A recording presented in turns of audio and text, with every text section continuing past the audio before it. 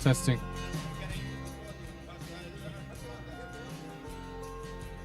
No, yeah, both of them. Okay?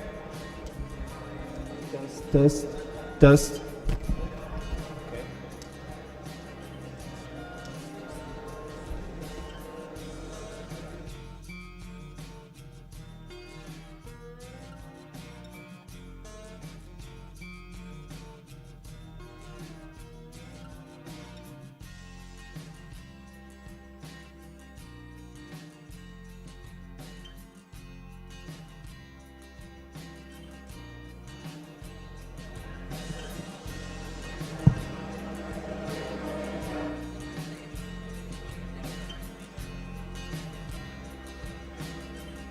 Ladies and gentlemen, good afternoon.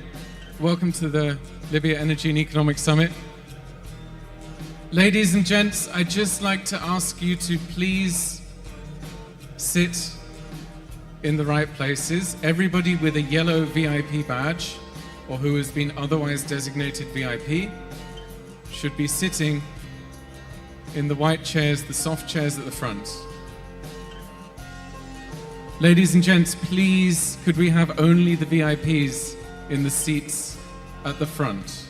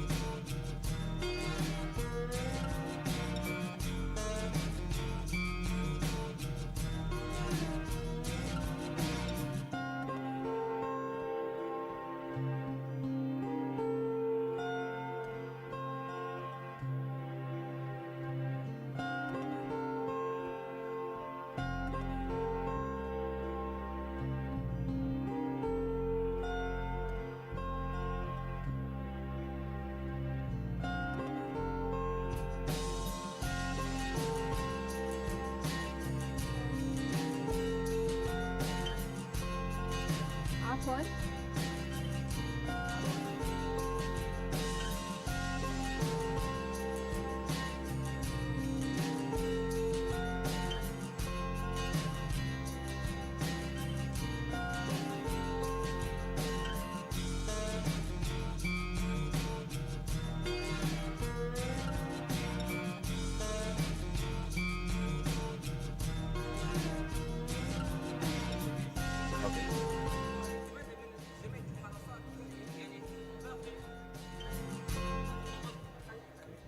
السادة والسيدات، نرجو منكم الجلوس في أماكنكم لحظات ويبدأ الحفل. Attention please. ضيوفنا الكرام، أهلا وسهلا بكم. كونوا على أهبة الاستعداد لبدء فعاليات الحفل، ونرجو من حضراتكم الالتزام بتعليمات الوقاية من فيروس كورونا للحفاظ على سلامتكم.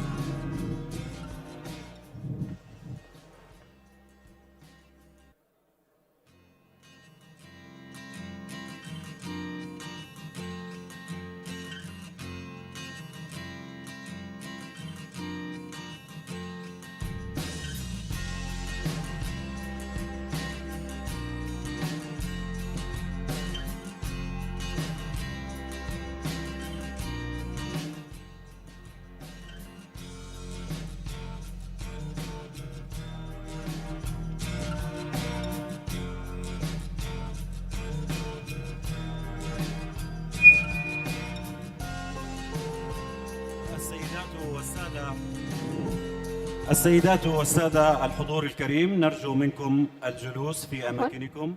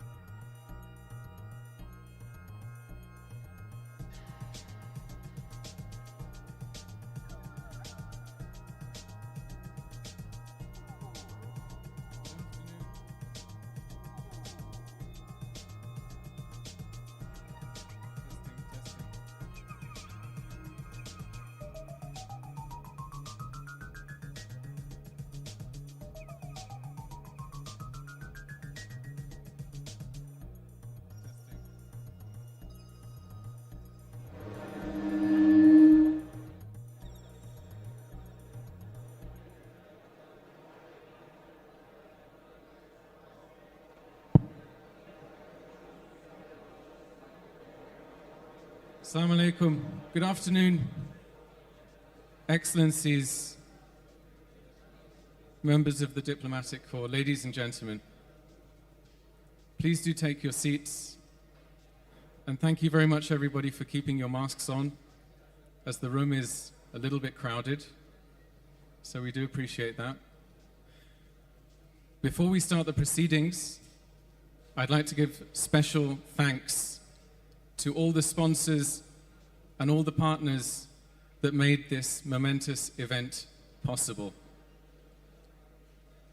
You can see all of our sponsors here. Thank you very much to our platinum sponsors, Total Energy, Eni, Repsol, and Vitol, our gold sponsor, GE, our silver sponsors, Petrofac, Equinor, Sahara Group, and ConocoPhillips. You can see all of our sponsors on the screen, and thank you also to our bronze sponsors, and a very special thanks to all of the partners that rallied together to make this wonderful event possible. It's a great privilege for our company, Energy, Capital and Power, to be here and to have worked with all of the fine people in government and in the private sector in Libya, and we hope that the audience here today and all of our international audience on the live stream across the world will enjoy the proceedings. I'll hand over to our MCs. In a moment, we will be announcing the opening speech. Our keynote opening address will be from the acting Prime Minister. That's His Excellency Ramadan Bujna, Deputy Prime Minister, now acting Prime Minister. We'd like to welcome him to the stage in just a moment, and I'll hand over to our MCs. And from us, thank you very, very much.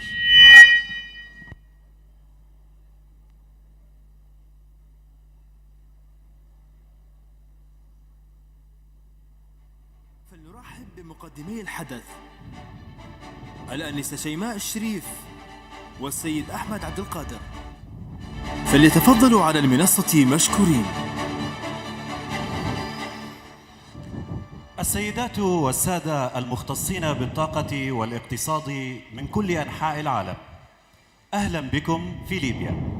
ليبيا التي تتعافى اليوم، وما هذه القمة إلا دليل واضح على هذه المسألة.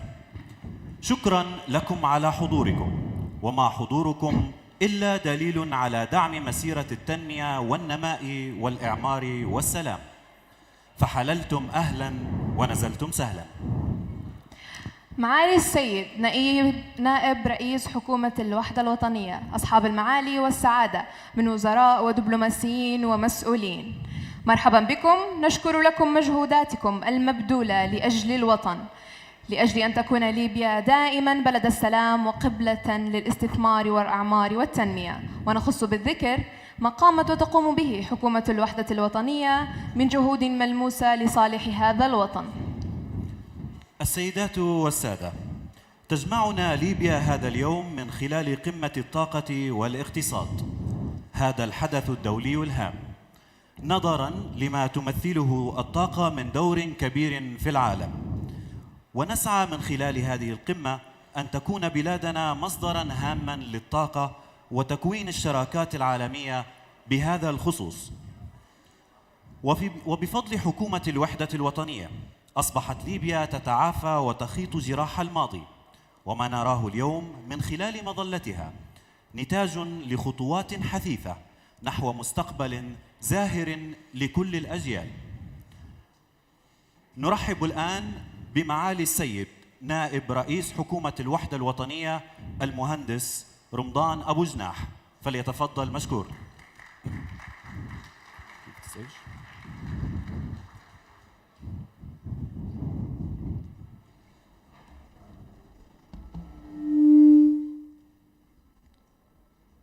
بسم الله الرحمن الرحيم، والصلاة والسلام على أشرف الأنبياء والمرسلين سيدنا محمد وعلى آله وصحبه أجمعين. السادة الحضور الكرام، يسرنا تواجدكم اليوم في العاصمة طرابلس، وهي تستعد للمرحلة القادمة التي ستعبرها ليبيا عبر جسر الانتخابات نحو الاستقرار بعون الله، وتنفيذاً لإرادة الليبيين باتخاذ المسار السلمي في العملية السياسية. إن ليبيا اليوم تتطلع إلى مستقبل مشرق تسوده العدالة وقيم التنمية والبناء والتعمير، بدلاً عن قيم الحرب والفوضى وعدم الاستقرار. أيها السادة الحضور،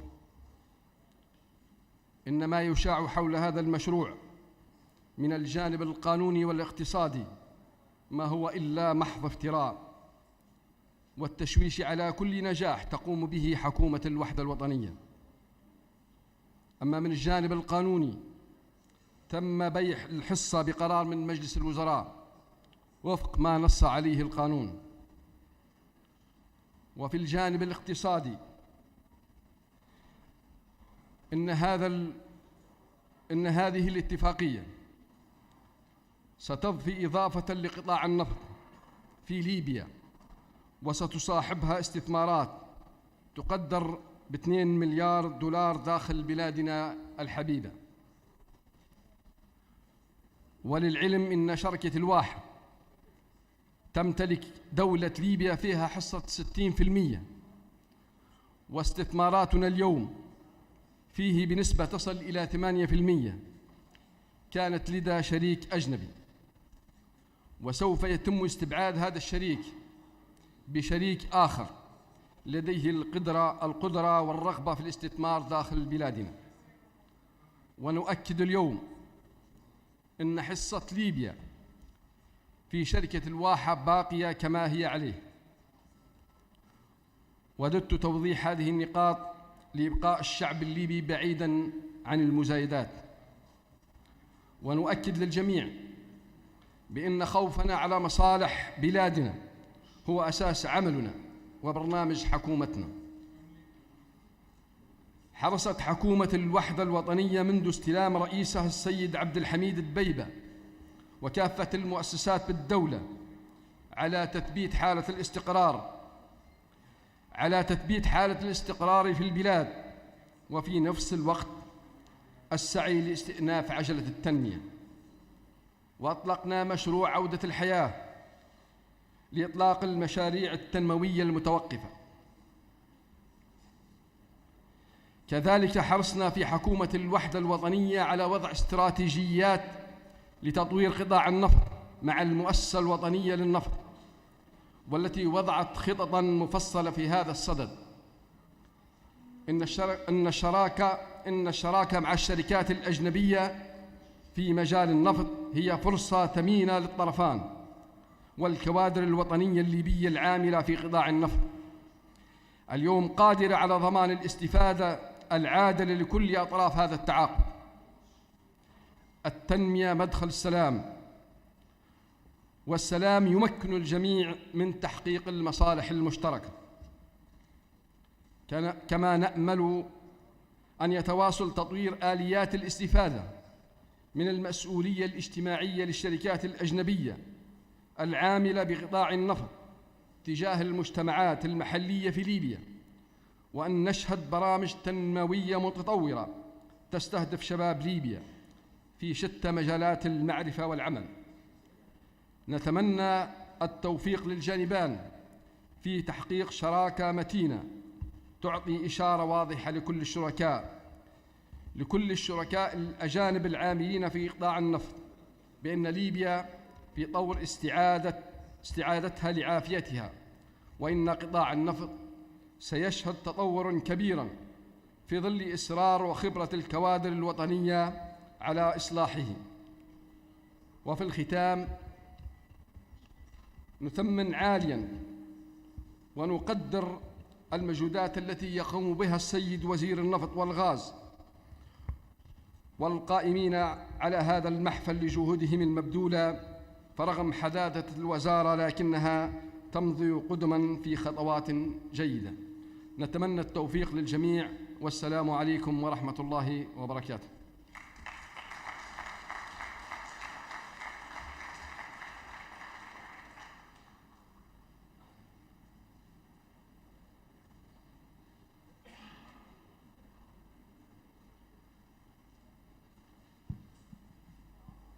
Your Excellency, thank you very much indeed. Our next speaker will be His Excellency the Minister of Oil and Gas, Mohammed Oun, who will be introduced just now. السيد محمد عون وزير النفط والغاز ووزراء البترول والطاقة والممثلين عن الدول الشركاء بالمنطقة.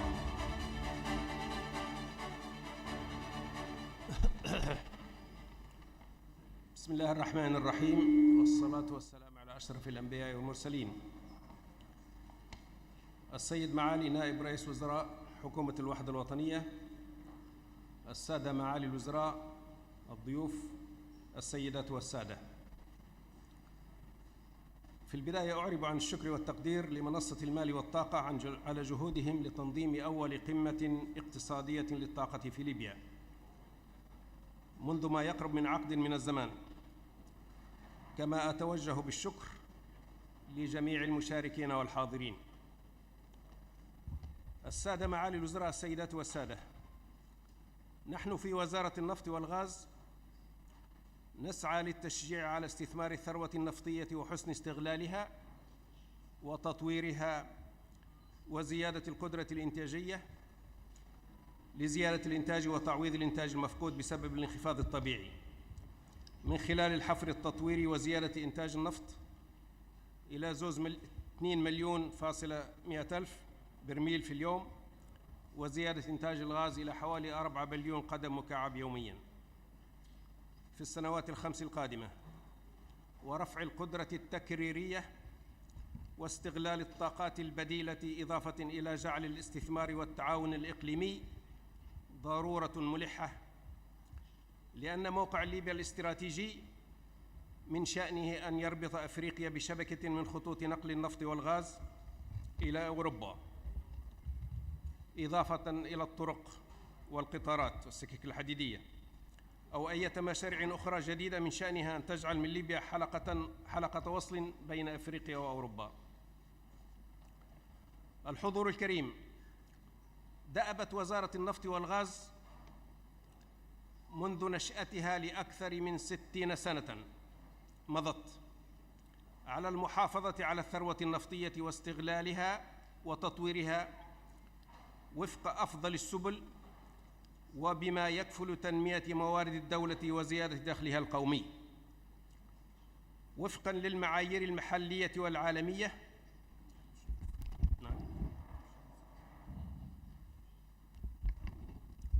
لتأمين صحة وسلامة العاملين والمحافظة على البيئة وأمن المنشآت. وبفضل ذلك تعتبر دولة ليبيا ولله الحمد من الدول الرائدة في إنتاج النفط والغاز، وقد طور قطاع النفط خبرات وكفاءات في هذا المجال نفتخر بها، وعمل في أصعب ظروف الحصار الأممي في الثمانينات والتسعينات، وصل لدرجة إعادة هندسة وصناعة قطع الغيار لضمان استمرار عمليات النفط. وتعمل وزارة النفط والغاز من خلال القوانين المنظمة لقطاع النفط على إنفاذ هذه القوانين كما نصت عليه. السادة معالي الوزراء، السيدات والسادة، وإيماناً من وزارة النفط والغاز بأهمية التكنولوجيا الحديثة والمعالجات البيئية وآفاق الطاقة المتجددة والهيدروجين الأخضر، فقد أولت وزارة النفط والغاز اهتماماً كبيراً لتحقيق رؤيتها الاستراتيجية سنة 2021 إلى 2025 بهدف رفع كفاءة الأداء التشغيلي التقني المتطور، علاوة على توفير بيئة عمل آمنة، وهي تحديات ضخمة تستلزم تضافر كافة الجهود لتنفيذ استراتيجية وزارة النفط والغاز الطموحة في مختلف أنشطة صناعة النفط والغاز مع شركائنا الحقيقيين. وبالتأكيد تعمل على الدفع بالعمالة الوطنية وتشجيعها والدفاع عن حقوقها في كافة المجالات.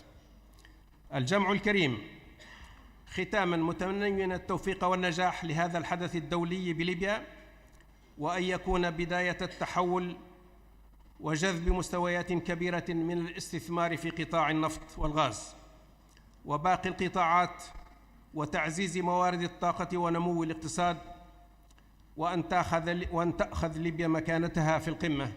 والسلام عليكم ورحمة الله وبركاته.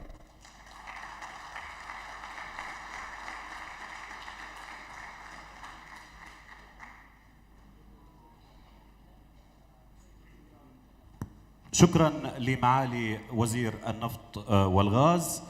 هي شركة عالمية متعددة الطاقات تنتج وتسوق الطاقات على نطاق عالمي. النفط والوقود الحيوي والغاز الطبيعي والغازات الخضراء ومصادر الطاقة المتجددة والكهرباء. يبلغ عدد موظفيها 105,000 موظف، تعمل في أكثر من 130 دولة، وتضع التنمية المستدامة بجميع أبعادها في صميم مشاريعها وعملياتها للمساهمة في رفاهية الناس. موجودة في ليبيا منذ عام 1954.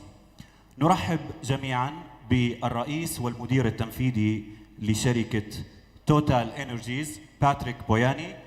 Ladies and gentlemen, let's welcome Mr. Patrick Boyani, CEO and Executive Director of Total Energies.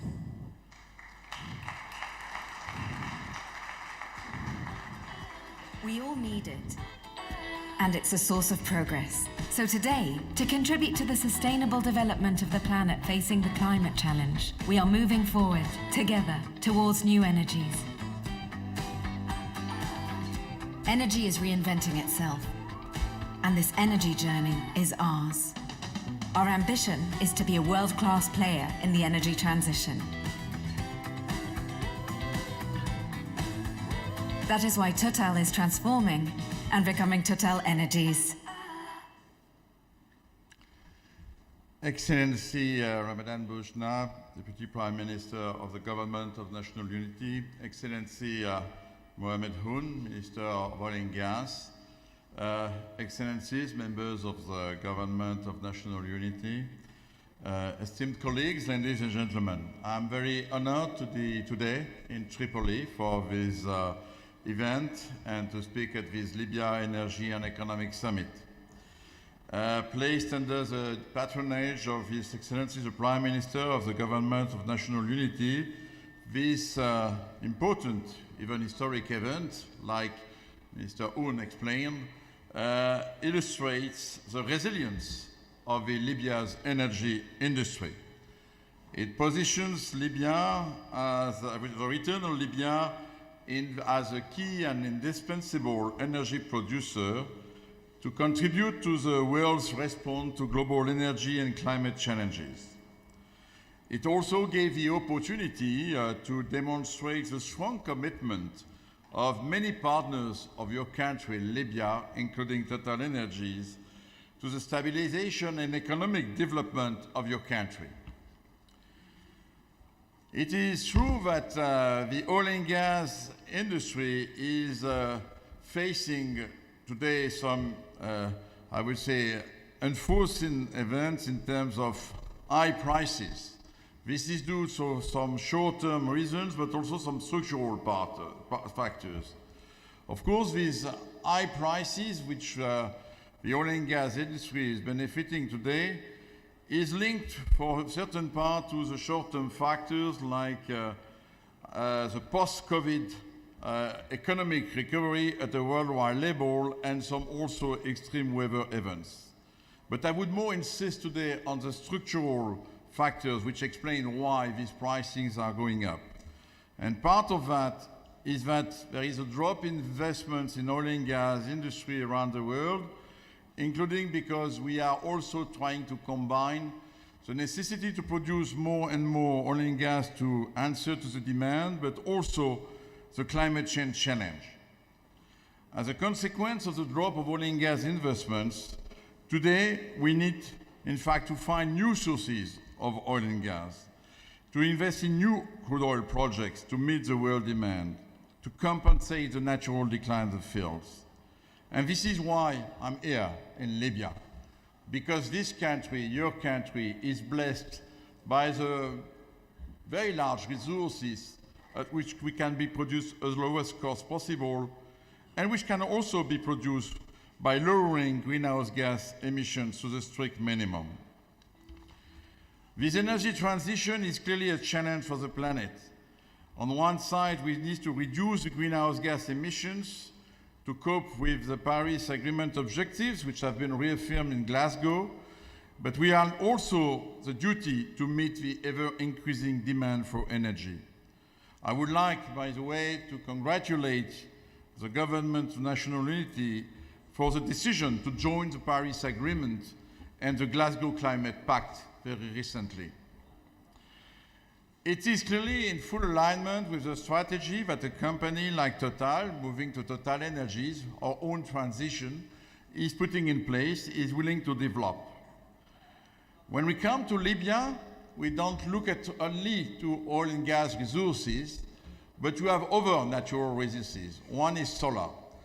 And when we met your government last April, Prime Minister and Minister Un, you insisted on the necessity to think also to the capacity of a company like Total Energies to bring electricity to people of Libya.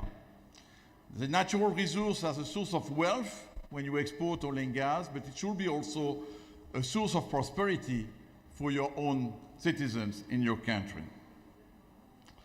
And this is why I'm very happy to be here today. Libya, indeed, again, from an international investor standpoint like Total Energies, has many attractive features. The first one is certainly its natural resource, oil and gas. Since it started to attract forex exploration company, Libya has produced almost 40 billion of barrel equivalents. But that's the past.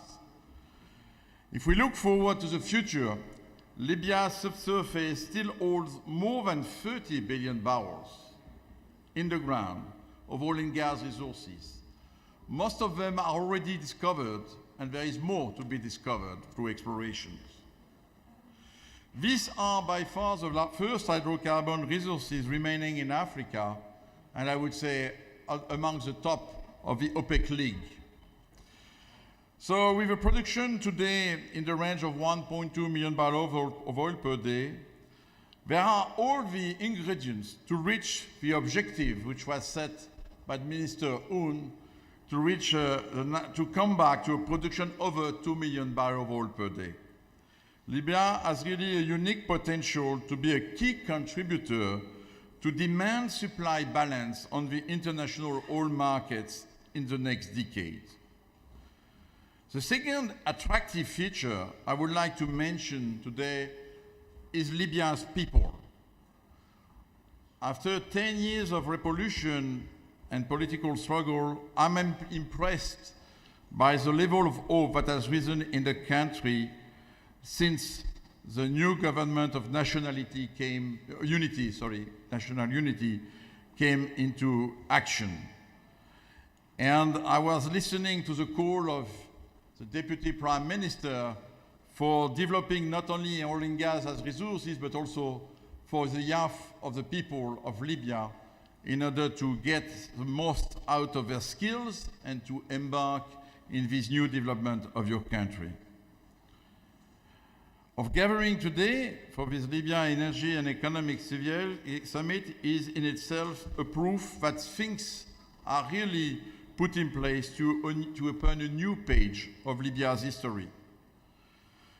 Excellencies, ladies and gentlemen, I'm here today to say that our company, Total Energy, wants to be part of this history.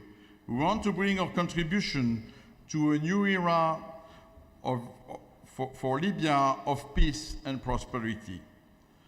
I'm here to support the initiatives of the government national unity under the leadership of Prime Minister Dabiba for stabilizing the country through economic development and infrastructure.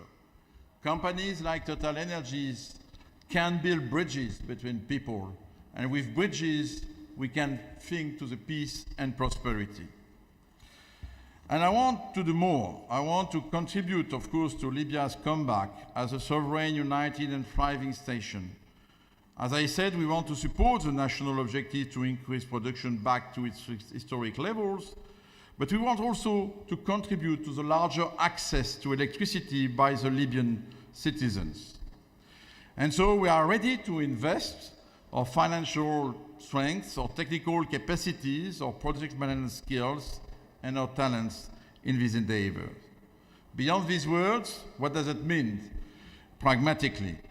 It's a matter of action. First, I would like to thank the Government of National Unity and the Council of Ministers to have approved last week our increasing interest in the WAR concession through the joint acquisition by ConocoPhillips and TotalEnergies of S interests. This step strengthens the WAR partnership, as His Excellency Deputy Prime Minister mentioned, in preparation for new developments and new investments that we are willing to launch in order to increase the output. I think to the North Giallo projects, where we will invest $2 billion to increase production by 100,000 barrels per day. Beyond Brouhaha, together with National Oil Corporation, we will also support Mabruk Oil Operations effort to rebuild the Mabruk oil field that was severely damaged in 2014 and to come back to a 40,000 barrel per day productions. These are clear commitments to the national objective set by Minister Ulm. But also today, we will sign an agreement with JCOL to pave the way to build up to 500 megawatts of solar electricity to the Libyan national grid, to bring very short cycle power generation capacity to the Libyan people, and put into actions Prime Minister Dabiba's pledge in Glasgow to increase the renewable share in the Libya energy mix. TotalEnergies now, it's oil and renewables. It's not only oil. And thank you for giving us here in this country the capacity to demonstrate and to put into action our new strategy.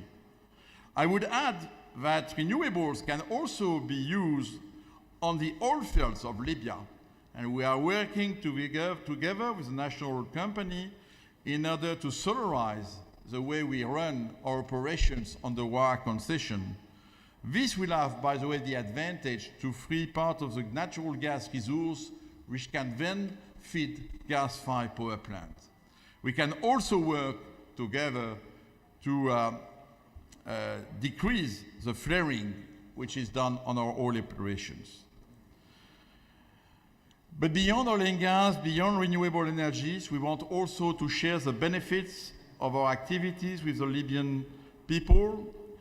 And TotalEnergies, during the COVID pandemic, stayed aside by responding to supply some testing services to National Oil Corporation clinics.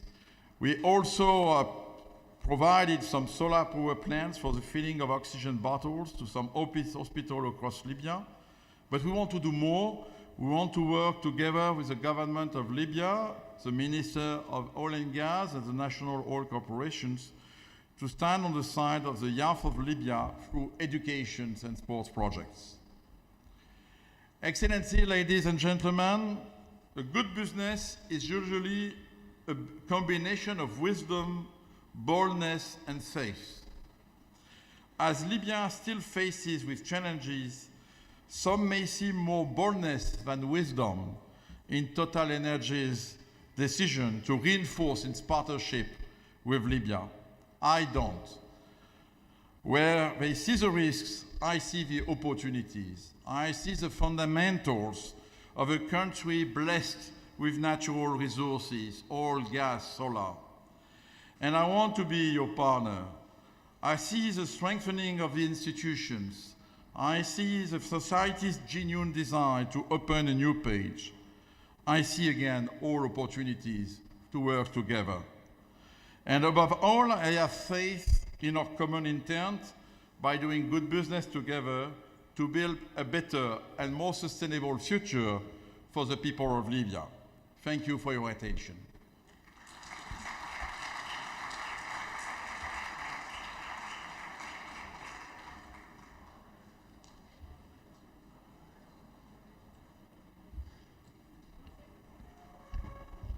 Ladies and gentlemen, let's please thank again Mr. Pouyanné, the Chairman and CEO of Total Energy, and also to again thank our other platinum sponsors, Eni, Repsol, and Vitol, as well as all of the other sponsors here. I'd just like to ask you to be patient for a couple of minutes as we set up the stage for a signing ceremony, which will now take place between the Government of National Unity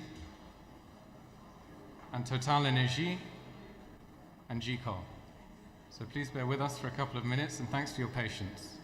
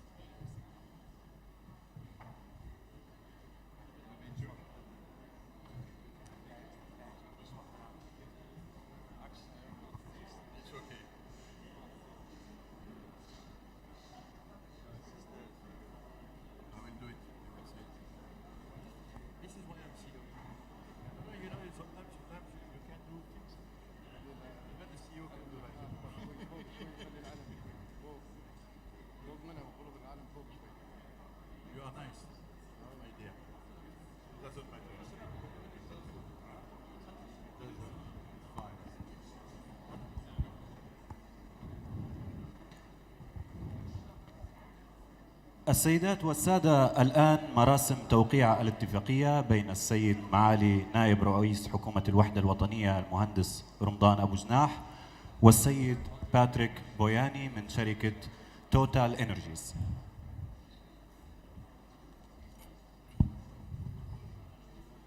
Ladies and gentlemen, welcome to our signing ceremony.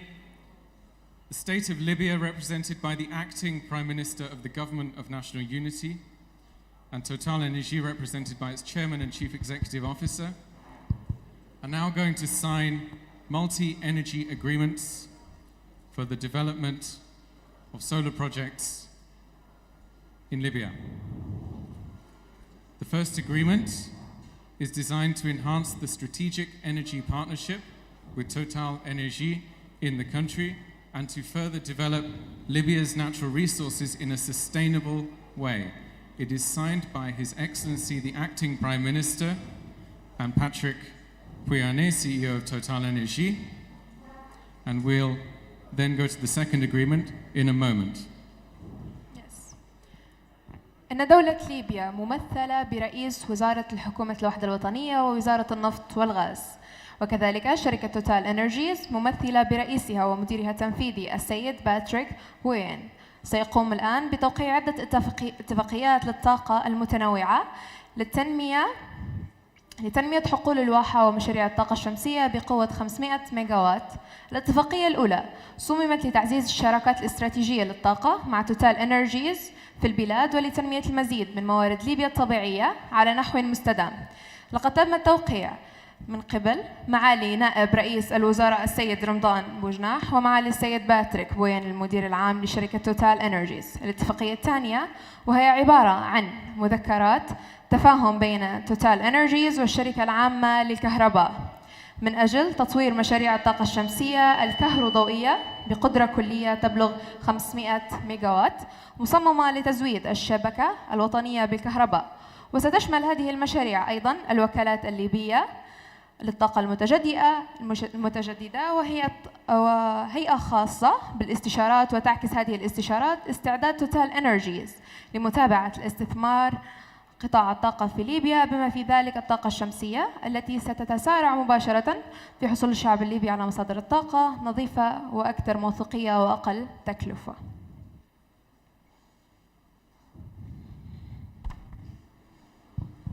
We'll now be signing the first agreement.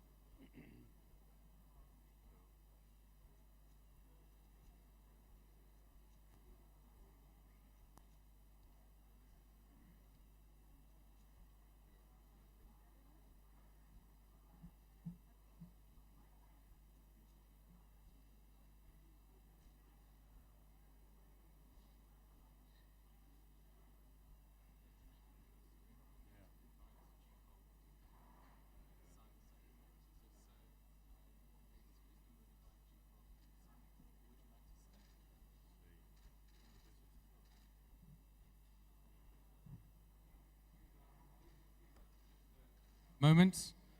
Excuse us for a moment while we bring an extra chair. We'll be welcoming Mr. Witam from GCOL. Let's have an extra chair on the stage, please. Mr. Witam, please make your way here.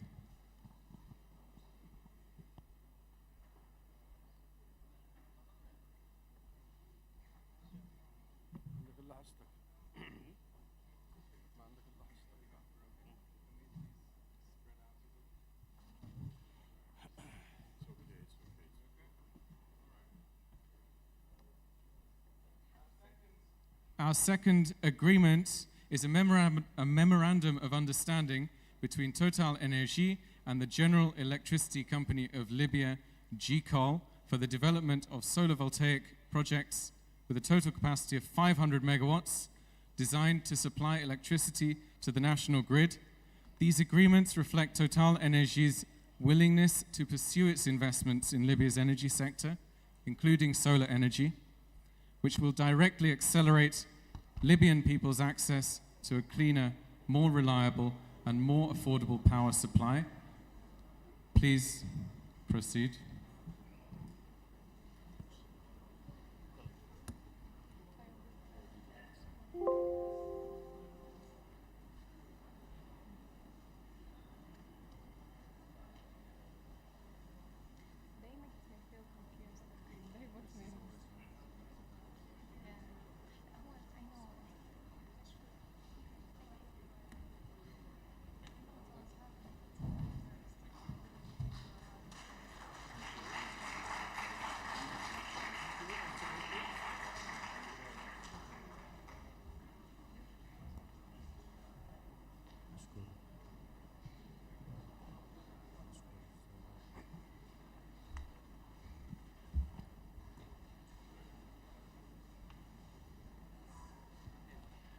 Thank you so much. We'll just be clearing the stage very quickly now, and then we'll be hearing from our next keynotes.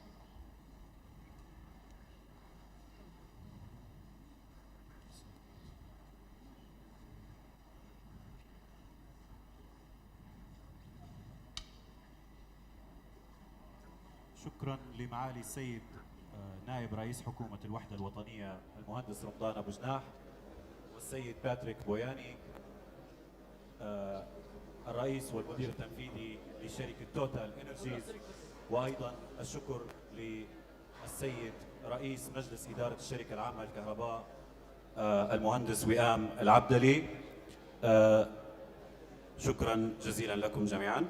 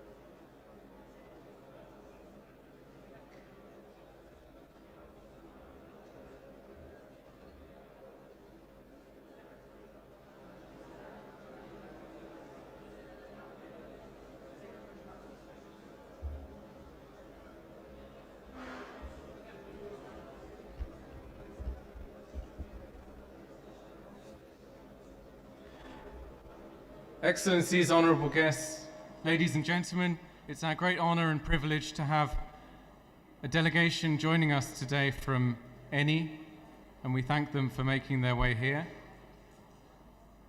I'd now like to welcome to the stage Mr. Alessandro Politi, the Natural Resources General Director, Chief Operating Officer of Eni. Welcome to the stage, sir, after your introduction in Arabic.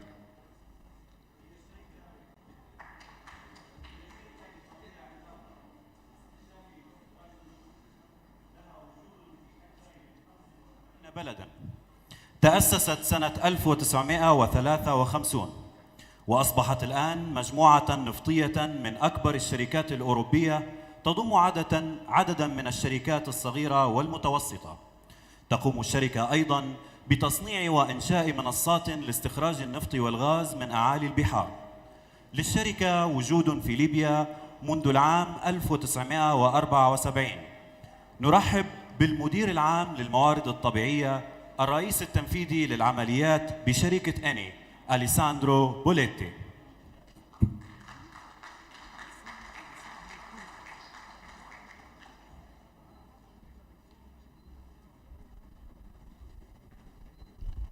Your Excellencies, Mr. Buznia, Acting Prime Minister, Mr. Hon, Minister of Oil and Gas, Ministries of the Government of National Unity of Libya, distinguished guests, ladies and gentlemen.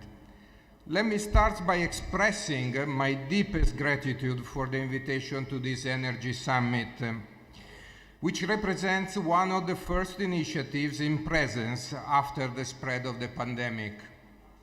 Such appointment represents an important and encouraging result on the path toward the normalization of Libya and opens the way for an effective energy transition with the objective to preserve our planet and promote an efficient and sustainable access for energy for all. We feel close to you all, considering the very strong relationship between Libya and the ENI that dates back to 1959, when we signed the Concession Agreement 82. We started our exploration activity, and soon we discovered the Rimal field in 1965. But the real big shot was a few years later, where drilling deeper in a concession released by another international oil company, we found the giant oil field, Botifel field. This was back in 1968. And in a way, this was a spark, an early sign of our capability to think out of the box, to test new geological plays. And exactly how, many years later, we found the gas giant Zohr in Egypt, and most recently, few months ago, in Ivory Coast, the Belen discovery. Since the 60s, ENI's successful exploration has been our distinctive feature, our first lever to value creation, and Libya is not an exception at all. As I said, after having found Abu Atifel on land, in the desert, we also took the challenge to explore new frontier areas such as the offshore. And we open up the potential of the prolific Metlawi Eocene play. As a result, 9 years after Abu Atifel, Buri and Bahr es Salam were successfully discovered. In doing this, we also brought new technology in the field, and we made a massive utilization of seismic 3D digital that at that time was a leading edge technology. This served us to increase our probability of success in exploration activities, but also to optimize oil field development. Since then, we have continuously contributed to Libya oil and gas industry growth. El Feel was brought in production in 2004, followed by Wafa, together with, in the same year, with the Green Stream pipeline that started gas export toward Italy. In 2005 was then the turn of the Bahr es Salam gas and condensate field. And most recently, in 2018, United and MBP agreed to explore new areas in the offshore of Libya, possibly open a new chapter on the history of success of the exploration in this country, really blessed by natural resources. Eni is today the leading international oil company in Libya, with a gross production of around 460,000 barrels of oil equivalent per day. Out of that, 210,000 barrels of oil equivalent per day, they sum up as gas production. Gas that it is mainly devoted for the domestic consumption in Libya.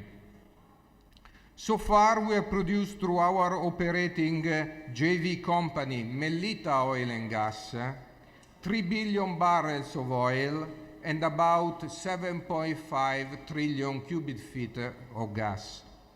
We have invested more than 10 billion US dollars in development and exploration activity.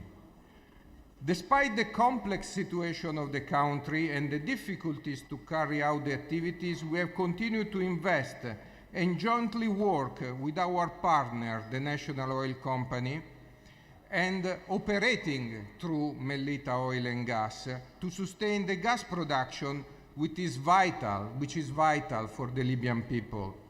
In the last years, despite the challenging situation, we have completed 2 major development projects.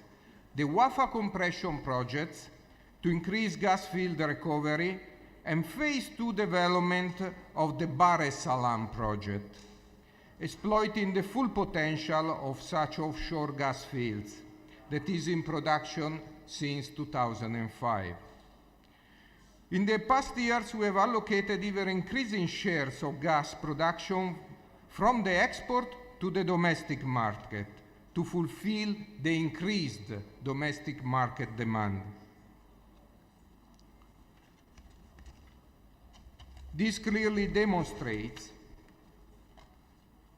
the utmost attention we have always paid to the challenges and to the economic and industrial development of Libya. In addition to that, we started since 2018 a close collaboration between NOC and JECOL in order to improve the access to the electrical energy in the country.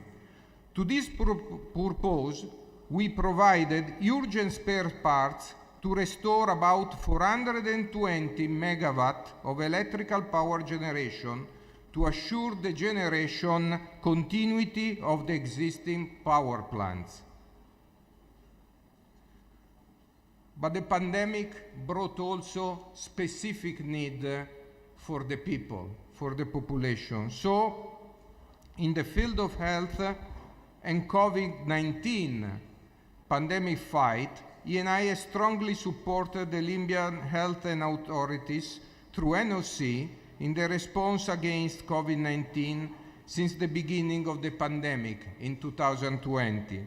Between May and October 2021, ENI North Africa provided medical equipment and supplies such as PPEs for medical staff, diagnostic systems, and treatment medical equipment, including 7 intensive care ventilators.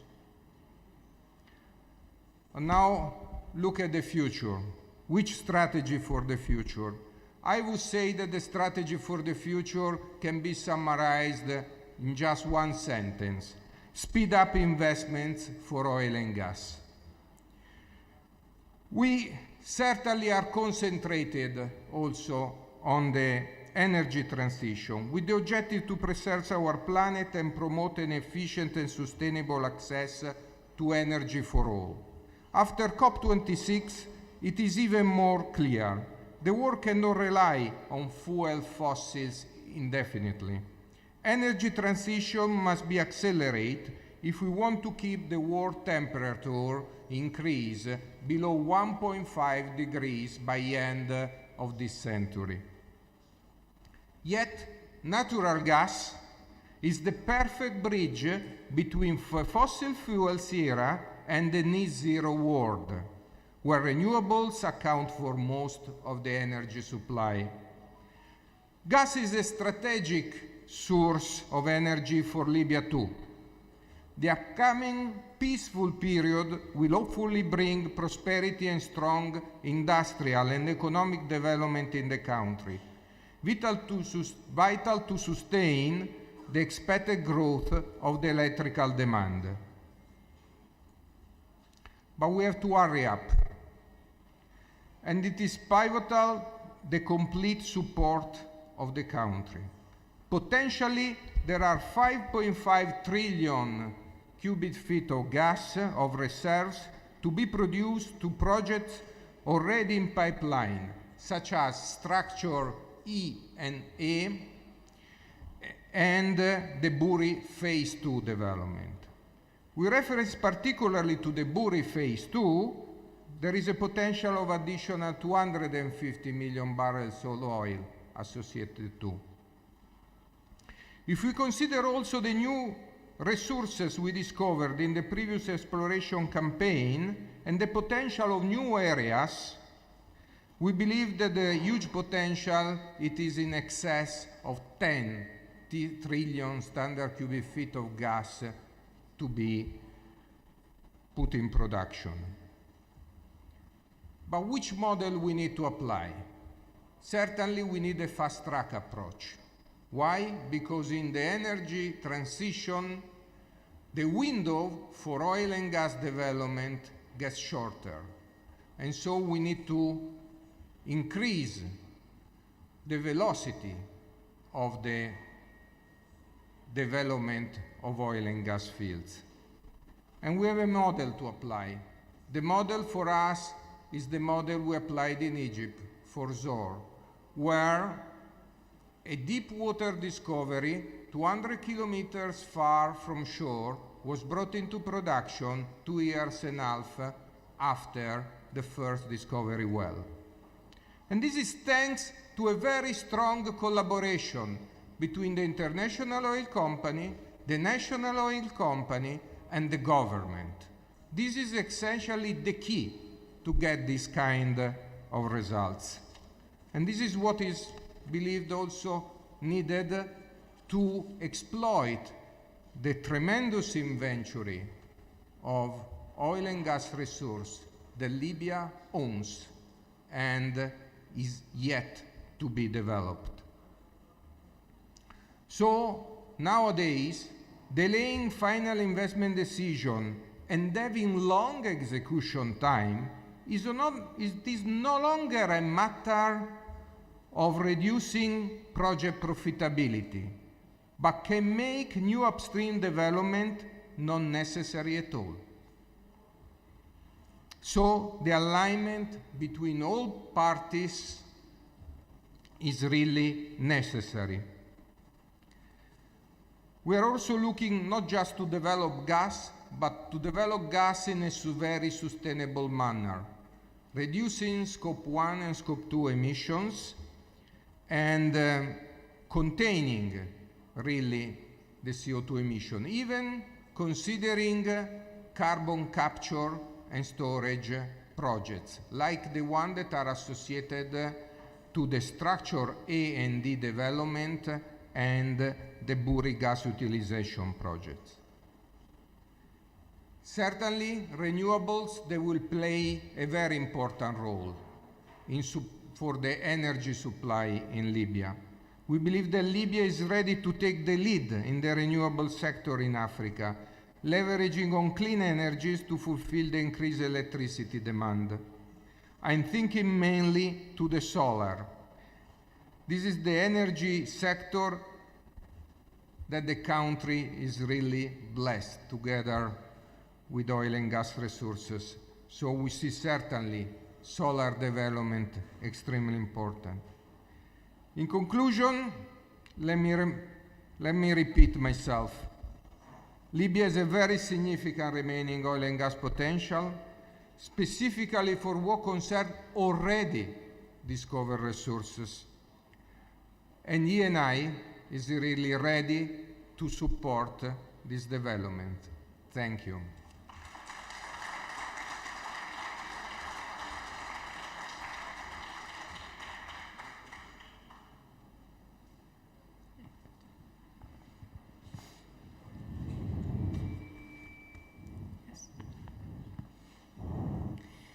نشكر السيد أليساندرو بوليتي المدير العام للموارد الطبيعية الرئيس التنفيذي للعمليات بشركة أني. Thank you so much أليساندرو بوليتي.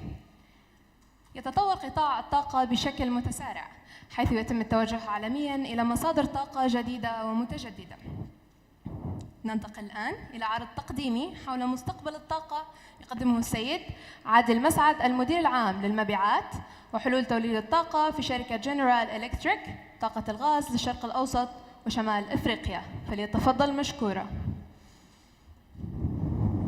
Ladies and gentlemen, please welcome Adel Masad, GM of Sales Power Generation Solutions from GE Gas Power MENA. Thank you, sir.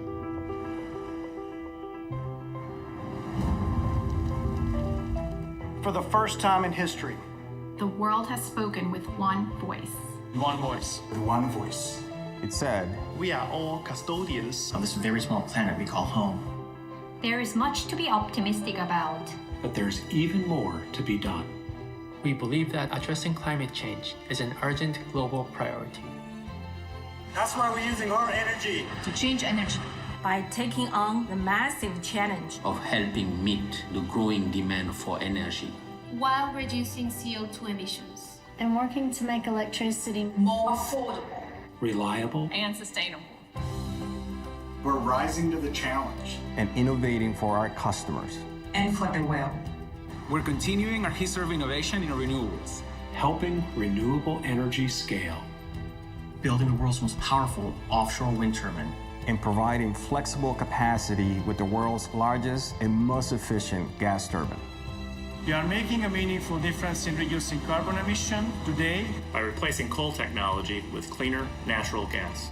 The fastest, most affordable way to slow climate change now, not decades from now. But that's only half of the story. Every day we're working to advance technologies for renewables and for near zero carbon gas power generation, including hydrogen and carbon capture technologies.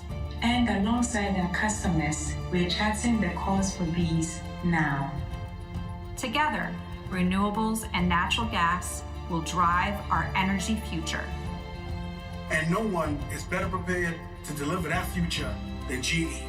Through our reach, our knowledge, our commitment to building a more sustainable world, a cleaner world, a better world, a world that works.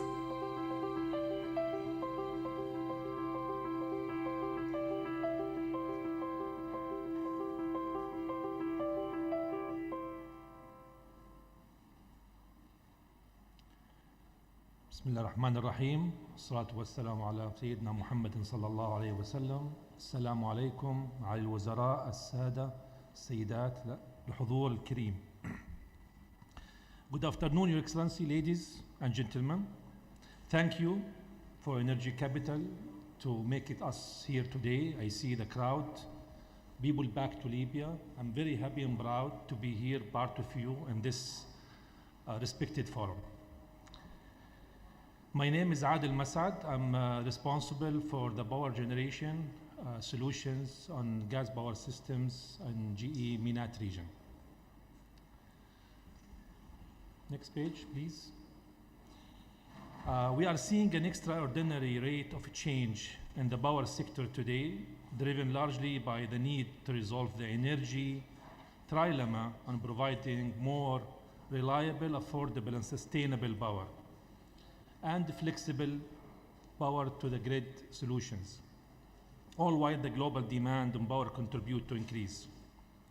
I would like to take the next few minutes to go over these challenges and what power sector dynamics that we can solve it together in a partnership with our partners in this sector. Next page, please. Before we dive in, just a bit of background, what is GE Gas Power Systems? So we are a world leader in natural gas, technology, services, and solutions, with the world's largest installed base, over 7,000 gas turbines that have clocked in more than 600 million operating hours. We offer advanced technology and a level of experience that unmatched in the industrial to build, operate, and maintain and service and more in power gas turbines. Our portfolio spans across gas, steam turbines, generators, heat recovery steam generators, and services, digital technology, and grid solutions, and renewables. It includes GE H-class heavy-duty gas turbine, which already set 2 world records for combined cycle efficiency clocked in more than 1.1 million of operating hours that support grid stabilization as more variable renewable power suppliers and added to the energy mix. Next page, please. So here in Libya today, GE has a history of almost 100 years of presence and collaboration in the country, working closely with the government and the customers to provide clean electricity to the people of Libya across all the sectors we have. The fact we would like to share with you today that GE installed the first power plant in Libya back in 1920, the power plant called Marconi Power Plant, which was installed here in 1920. It was in the right place here, in the same place where we are sitting today.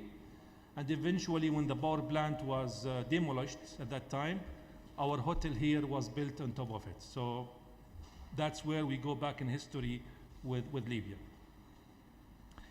Today, GE, we built an equipment installed in the country which can deliver 40% of the power needed for the country. We have installed almost 40% of the transmission system needed for the country.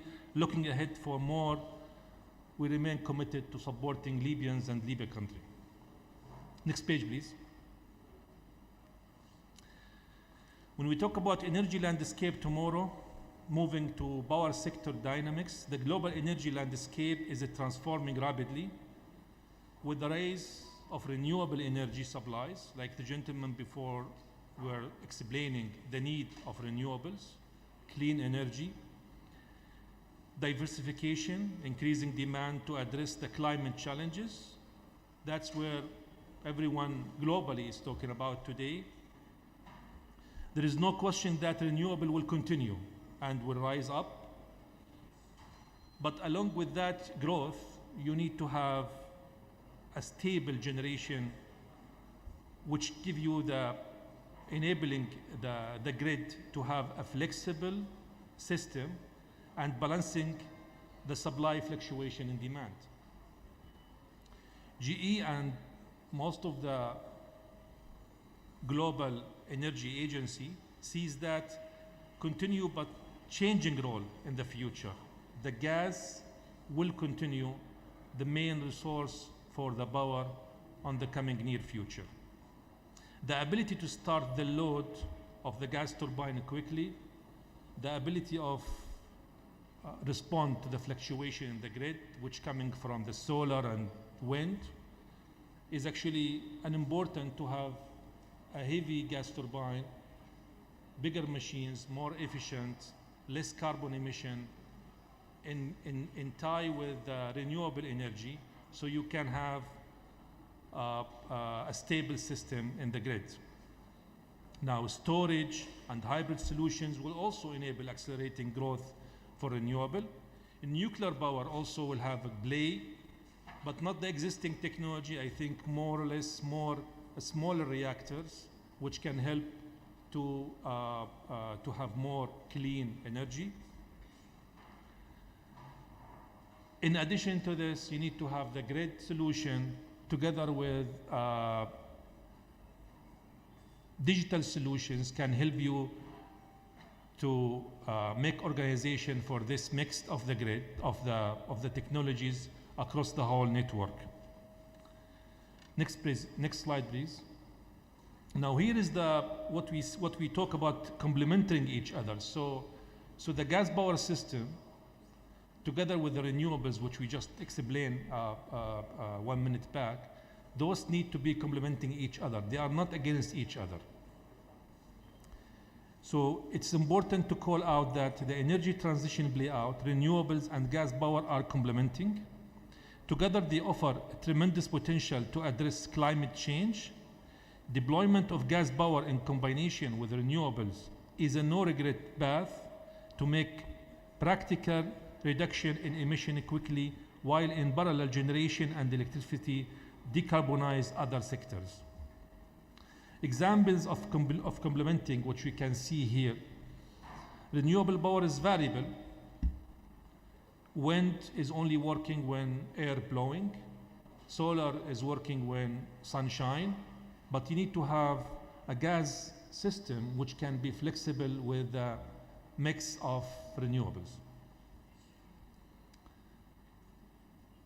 The renewables will have a low tariff, low cost of energy. So they need to be like number one in merit dispatch for the grid. But then you need to have a very flexible gas turbine as big as enough to take care of any fluctuation on the wind or in the sun. Battery storage normally can be used for 8 hours. When you have an excess power over the night, that can help you to shave the peak in the daytime during the sun, when you have the more heat and you have more AC start on. GE gas technology offer a greater power density than wind and solar and can deploy where there are land constraints as well as close to large urban demand centers. In Libya, you don't have a land constraint. So I think you have enough space for more solar power. The most effective way to ensure power system reliability and energy security is through a mix of generation resources.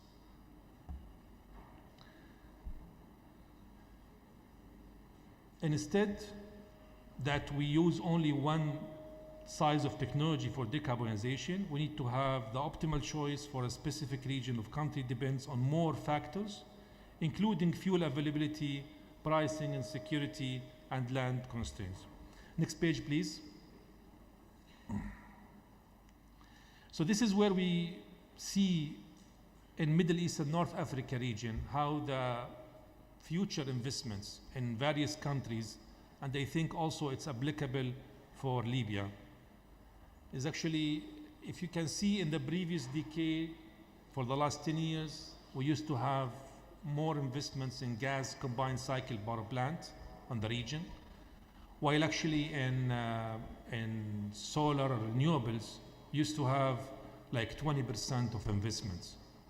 So used to have 80-20 between the fossil power generation, whether gas or liquid fuel, versus the renewables. In the coming 10 years, we see that there is more than 50% investments will be toward renewables, and still you need to have another 50% toward gas. But what's applicable in MENA region mainly is the solar power.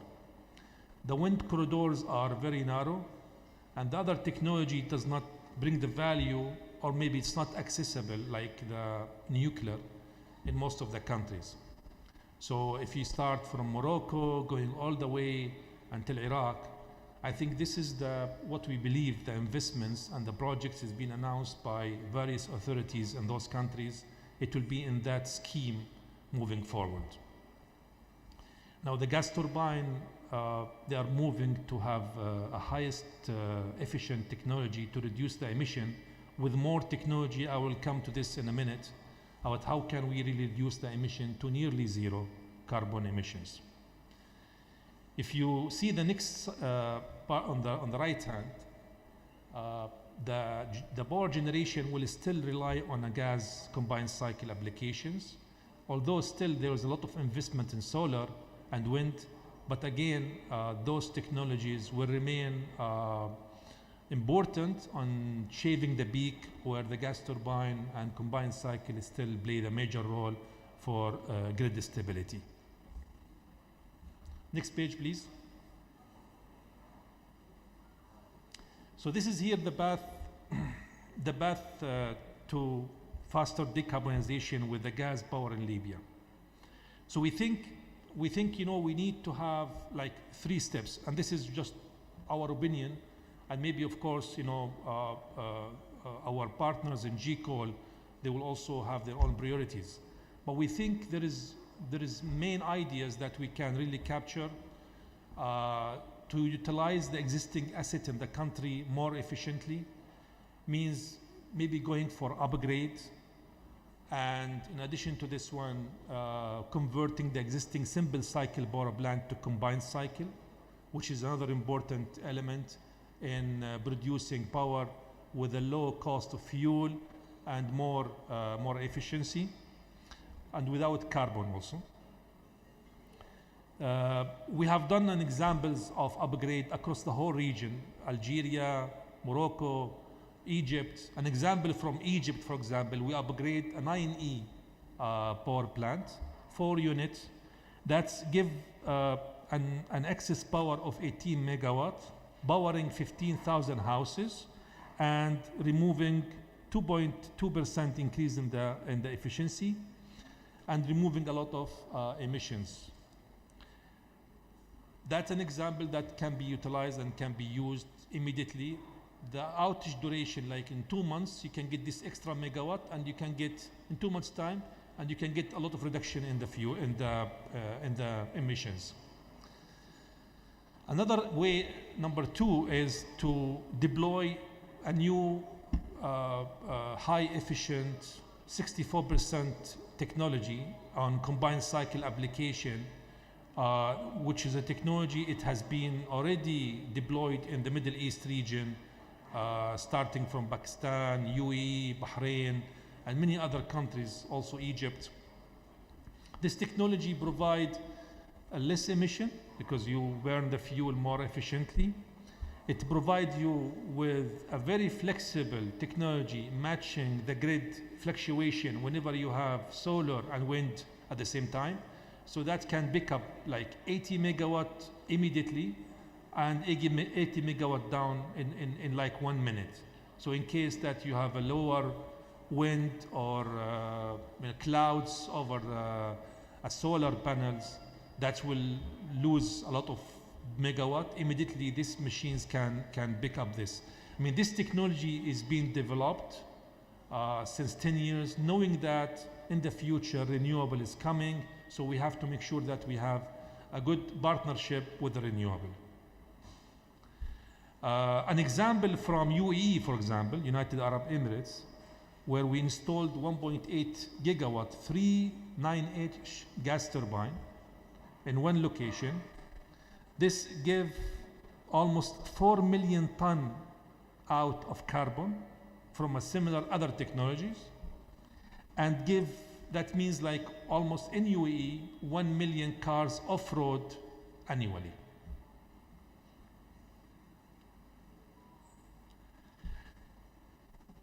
Apart from this, we have technologies, which we are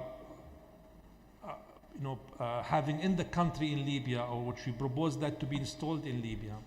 Those technologies can burn clean fuel, like hydrogen, biofuel, all this kind of technology, it can be done. We already doing this across the global, in various countries, in the United States, in Europe. We start burning hydrogen in a gas turbine, cleaner and better efficient. The hydrogen started to be produced in various countries. In Saudi Arabia, they plan to produce 650 ton in 2025. UAE also planning to do same. Whether it's a green or blue hydrogen, you need to have a technology which can help you to go for nearly zero carbon emission, which it's there and it's available and it's being deployed in the Middle East region.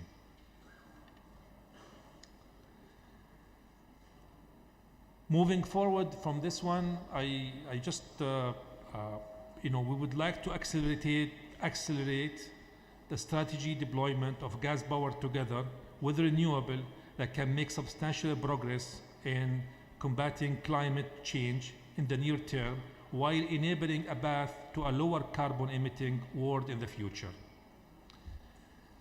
حمى الله الشعب الليبي وليبيا، وإن شاء الله نرى التقدم أكثر ومحاضرات ومؤتمرات مثل هذه في المستقبل القريب إن شاء الله. وأشكر لكم الاستماع، ونراكم إن شاء الله قريبا في خلال الكافي بريك. شكرا جزيلا.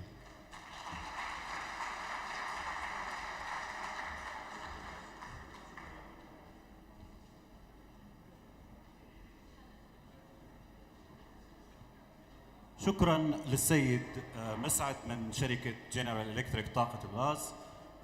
Thank you Mr. مسعد from GE. السيدات والسادة، الآن نتوقف لاستراحة قصيرة لمدة نصف ساعة، وبعدها نعود لاستكمال البرنامج لهذه القمة. Ladies and gentlemen, let's take a break for 30 minutes and then we'll be back to our program. Thank you.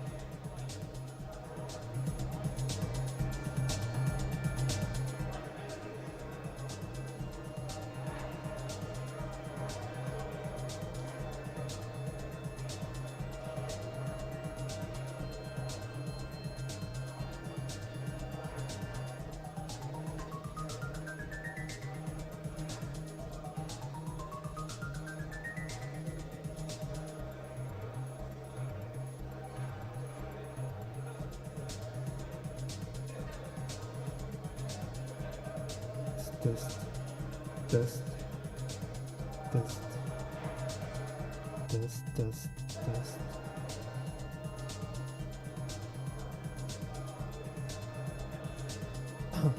Test, test.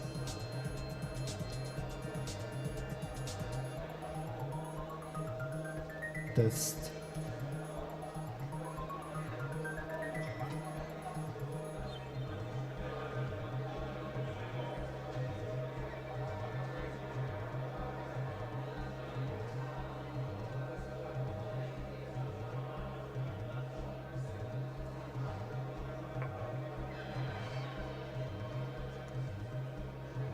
Test, testing 1, 2, 3.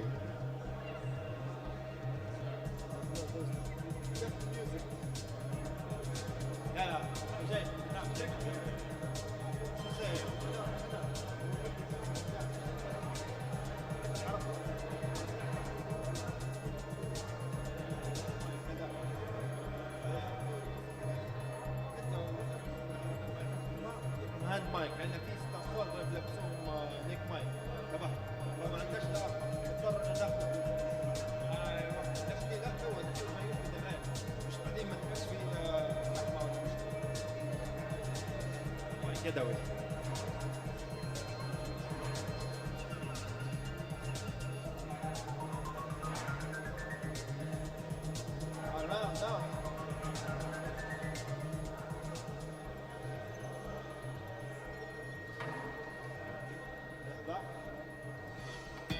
Energy is life. We all need it, and it's a source of progress. So today, to contribute to the sustainable development of the planet facing the climate challenge, we are moving forward, together, towards new energies. Energy is reinventing itself, and this energy journey is ours. Our ambition is to be a world-class player in the energy transition. That is why Total is transforming and becoming Total Energies.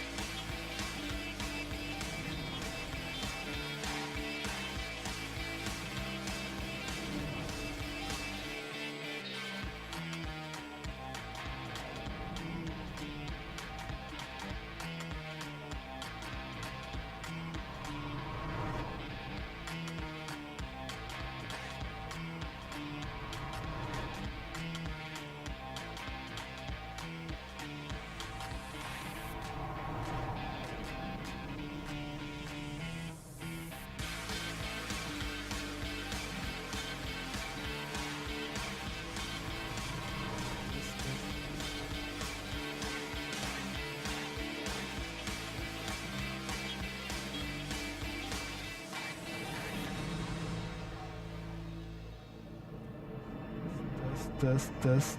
Okay, test.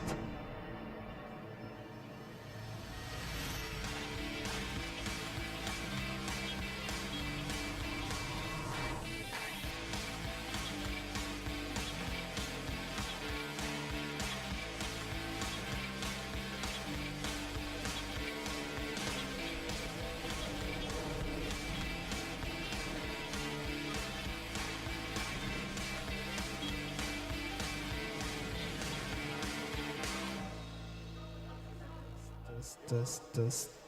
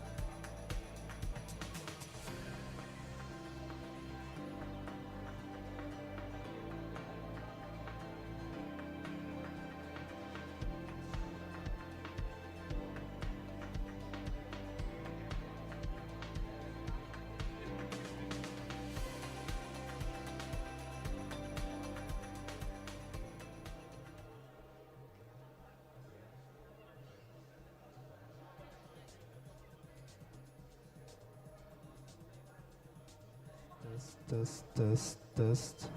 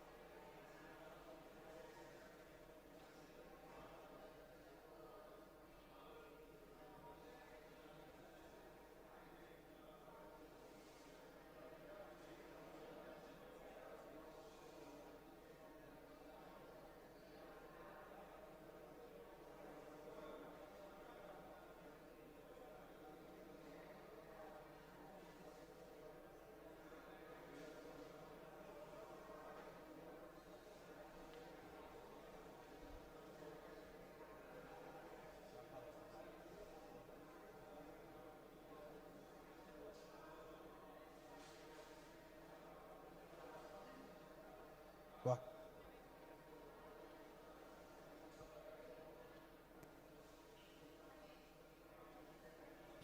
واحد واحد واحد واحد واحد واحد واحد واحد ريكورد ريكورد Test. Okay. this Test. Test.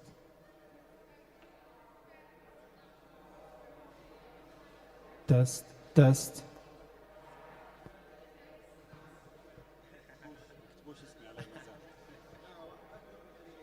شيماء اوكي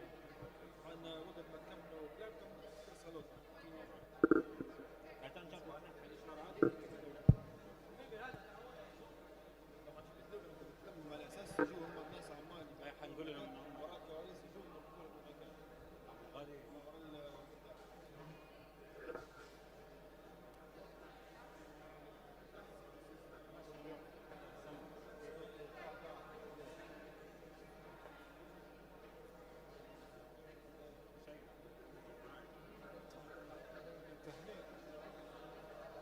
كده برا تعال نشوف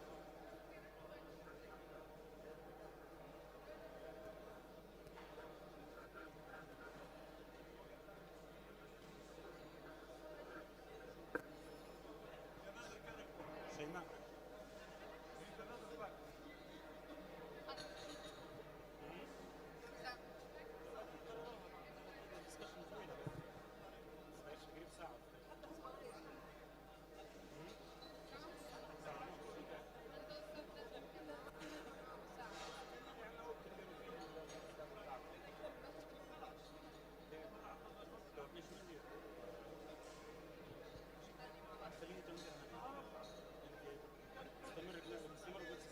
في حاجه بنقولها قبل بس ندعوهم ان هم يركبوا المايكس بتاعهم باك ستيج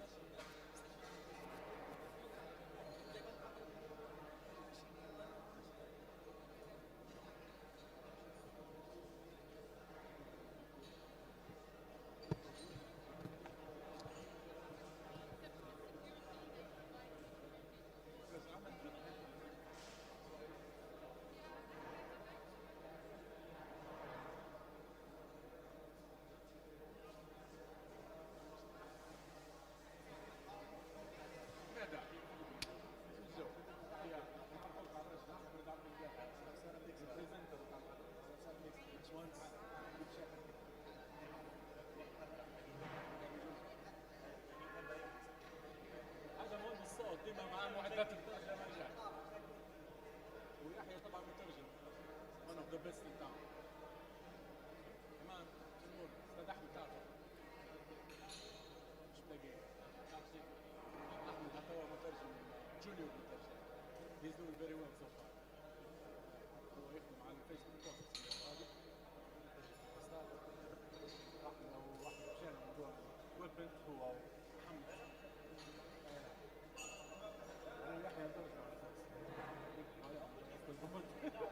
شفنا كده بقيت 2000 لا مرافق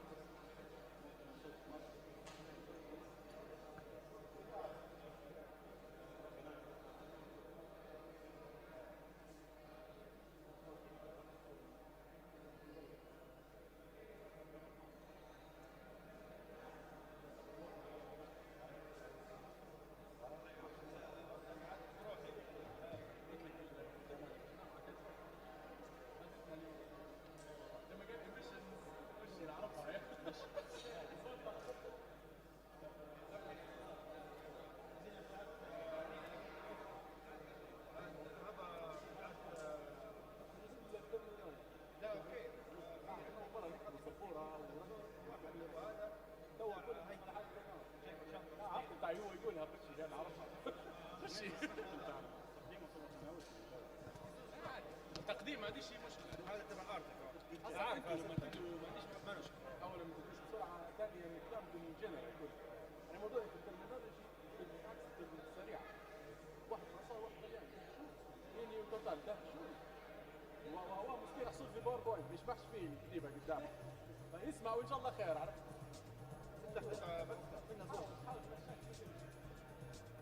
وفي صوت اوريدي من هناك هو كان بعدين كده لا حصلت زوز بس وبعدني هو عمال بسكيرو واحد اثنين من غير الريسيفر بتاعه. فهمت كيف؟ يعني قديش عندنا واحد وعندك واحد؟ اغلب الشركات هم لا خبرات ايام جايين كان ديسكشن في ديسكشن بصير بعدين ساعه ونص هذيك حيجوا على خطرها وحيسمعوا كلهم حيقولوا بيسمع بس تو مش مفتوح حيث الثاني جاي هو اللي ظابط القصه كلها والله من جاي هو اصلا حتى بشكل عام اليوم كله شغل وخطوه ديسكشن deep. It's gonna be very intensive. الساعة 6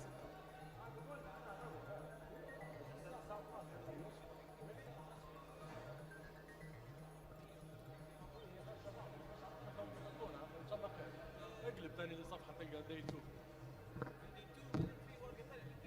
تلقى 3 اوراق داي 2 في حتى من التالي. انت مش مطالب تقعد بعد ما اعرفش لكن هو الفول داي هنا عندك هذه امبارالل تشيك عندك اهو شو الاربعه حيكونوا في شكل زوز قاعات سيمولتينيوس هذه كلهم قاعه هذه قاعه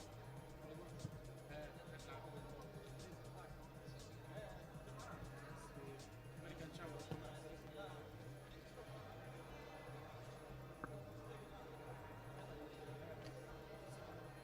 Test. Testing 1, 2, 3. ارتكل Test. كبير لكن لك حل طلعهم انا من الصندوق انا من الصندوق طلعت هذا هو ما فيش شيء انا جايبها من الصندوق شافت لا الكحل عندها كحل عندها هو مش هذول لا ورا الكواليس بيركبون تو اعداد غاد هو هنا بالك في حد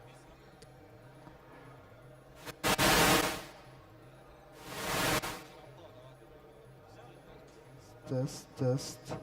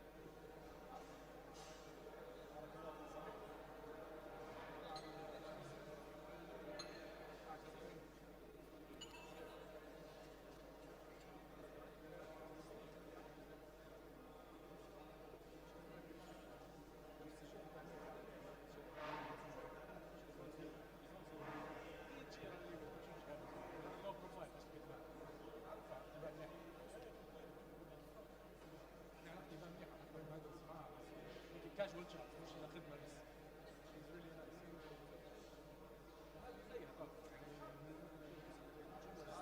معروفين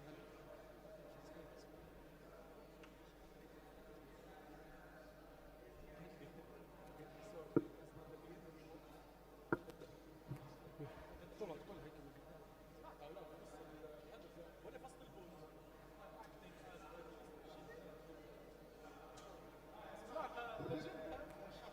رئيس الحكومة المكلف بس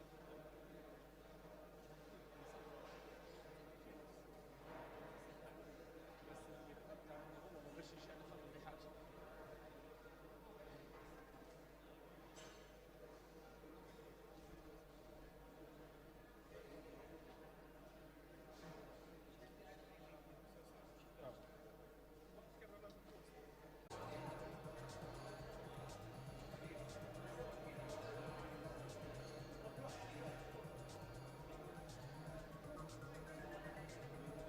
Test.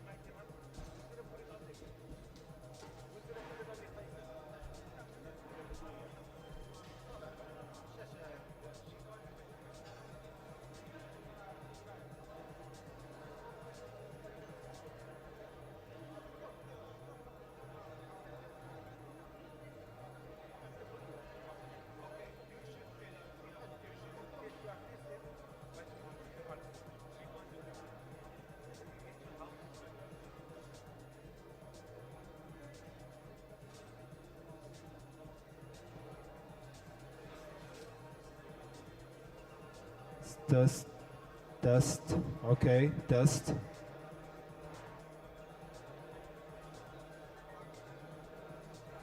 Test, test.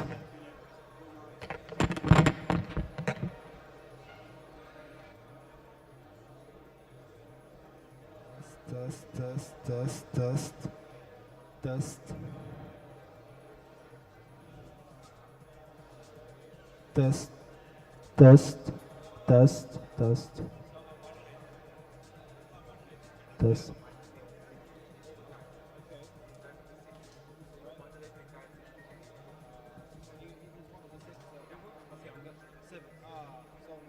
There's another guy.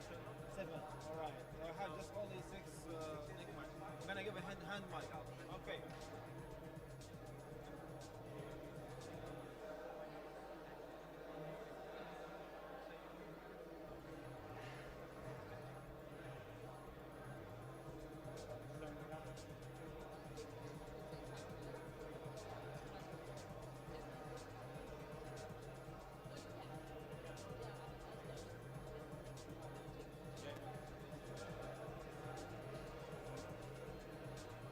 دي عندك بس تمشي نفسك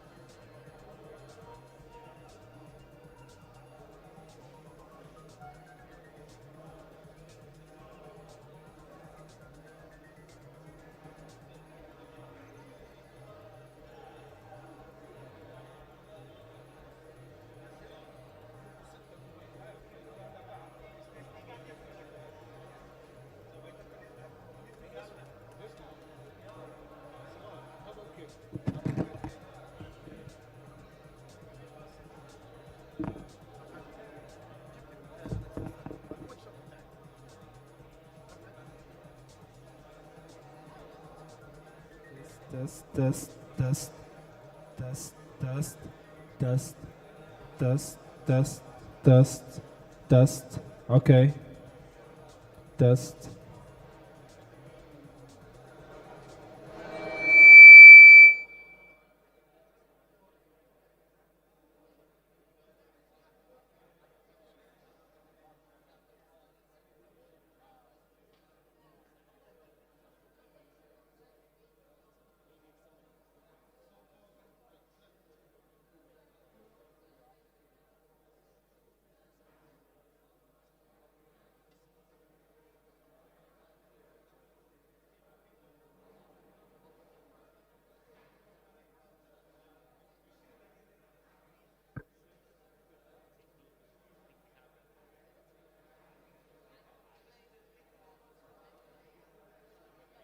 Test, test, test. Okay, test, test.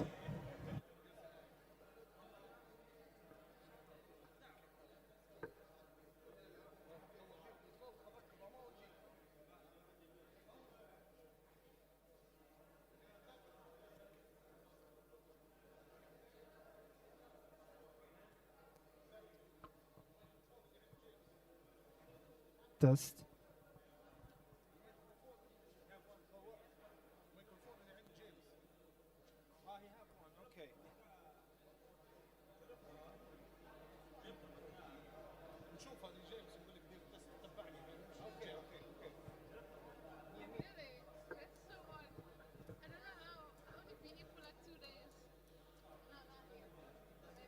Test, test, test, test, test, test. Okay, test.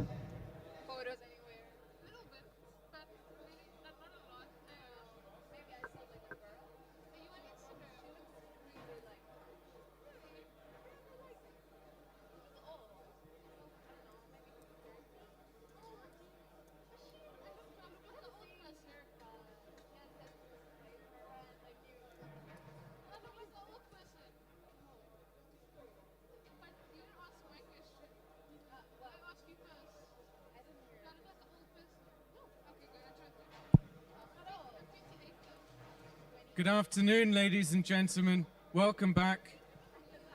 Ladies and gents, I'd be very grateful if you'd please take your seats.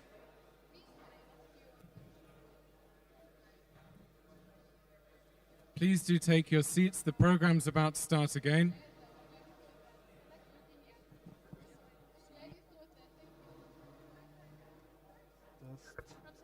Test, test, test.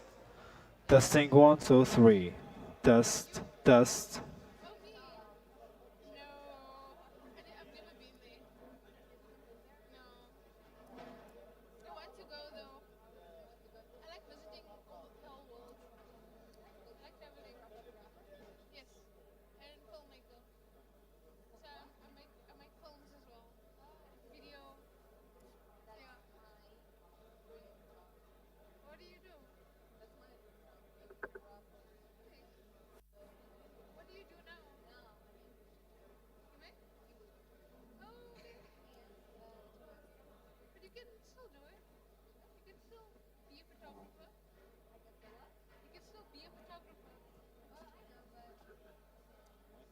Hi. Hello, how are you?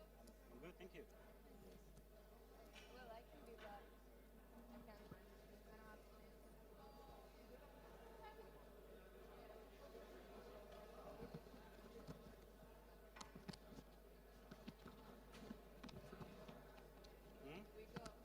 هنشوفه.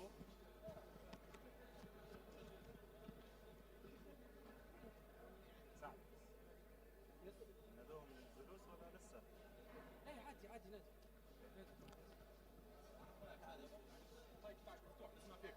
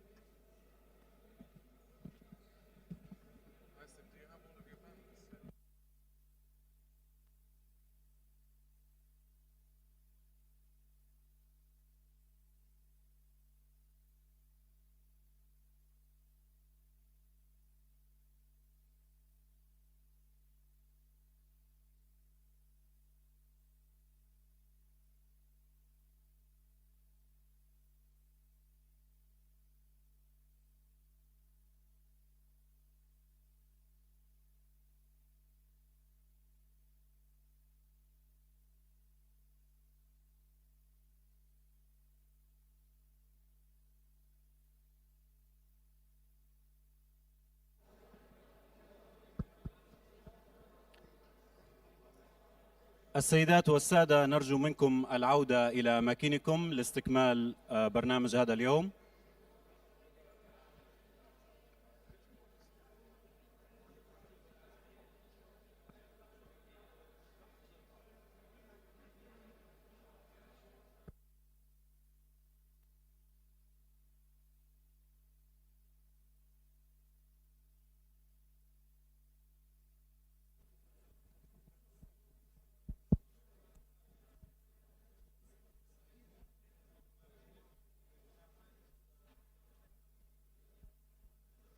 نرجو من الحضور الجلوس في أماكنهم لاستكمال جلسات اليوم.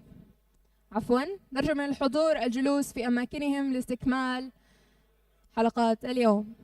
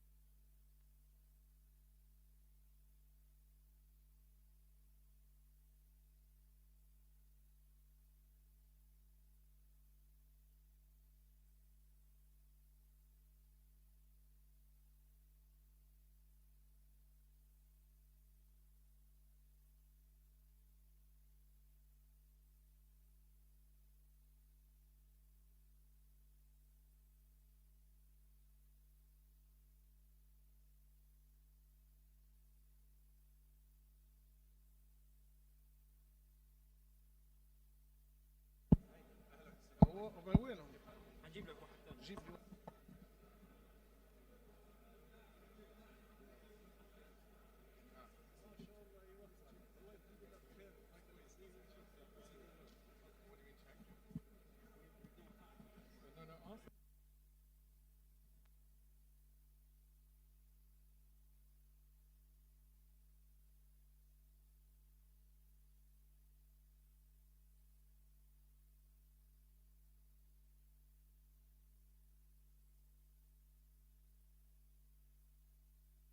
Ladies and gentlemen, thank you very much for your patience. We're just waiting for one more panelist who's joining us, unless I'm mistaken.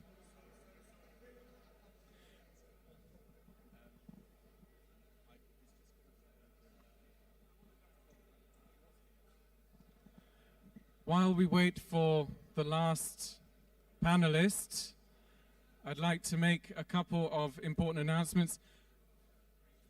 For anybody, please, ladies and gentlemen, take your seats. For anybody who is traveling tomorrow or the next day, on the 23rd or the 24th, who needs a PCR test, you can get a PCR test from our independent supplier from 5 until 7 this evening. So please ask us, the organizers with the green badges, if you need a PCR test for an outgoing flight.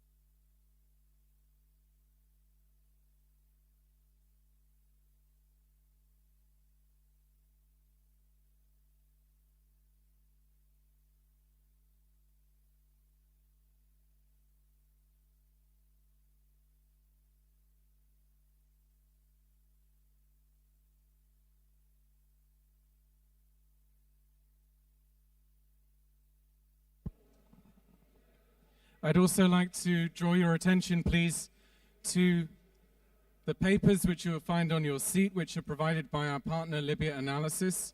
We'd like to thank them very much. You can meet Jason Pack, their founder, who is here. He will be leading a session tomorrow in one of the meeting rooms, a private session at 10 a.m. Please do ask the organizers or approach Jason if you are interested in learning more about their analysis and about Libya. So we'd like to thank them, and also, of course, to our other outstanding partners that you can see on the board. So as we just wait for our one last panelist, please just wait a few more minutes, and thank you very much.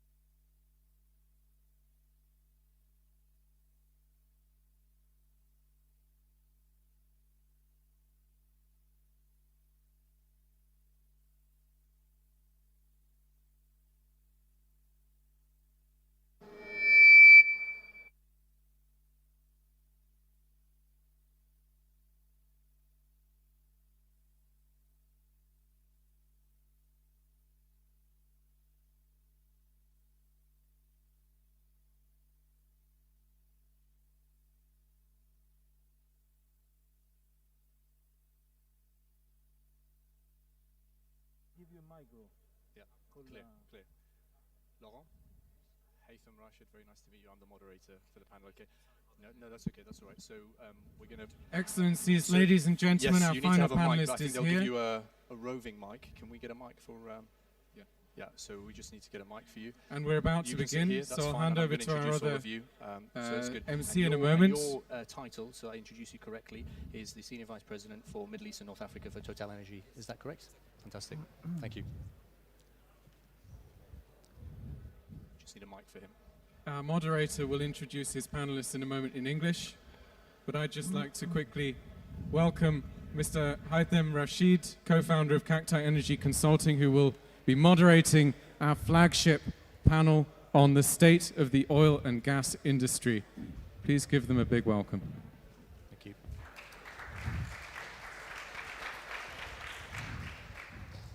Thank you, and hopefully you can all hear me okay. Bismillah ar-Rahman ar-Rahim. Assalamu alaikum wa rahmatullahi wa barakatuh. Your Excellencies, ladies and gentlemen, as James mentioned, my name is Haitham Rashid, co-founder of Cacti Consulting, which is a Libya-focused energy consultancy. It's really my pleasure to introduce to you today our flagship panel for the Libya Energy and Economic Summit. The focus of our discussion will be on the current state of the Libyan oil and gas industry and also the plans that are in place over the coming years. We've already had the privilege of hearing from both His Excellency Mohammed Aoun and also from the various other professionals from the oil industry about what plans there are for Libya in the next coming years. But I think what will be great with this panel is to hear from the IOCs and the service companies here in front of you about themselves who are on the ground developing and operating Libya's hydrocarbon assets. So firstly, a brief introduction of the distinguished panel that we have here in front of us today.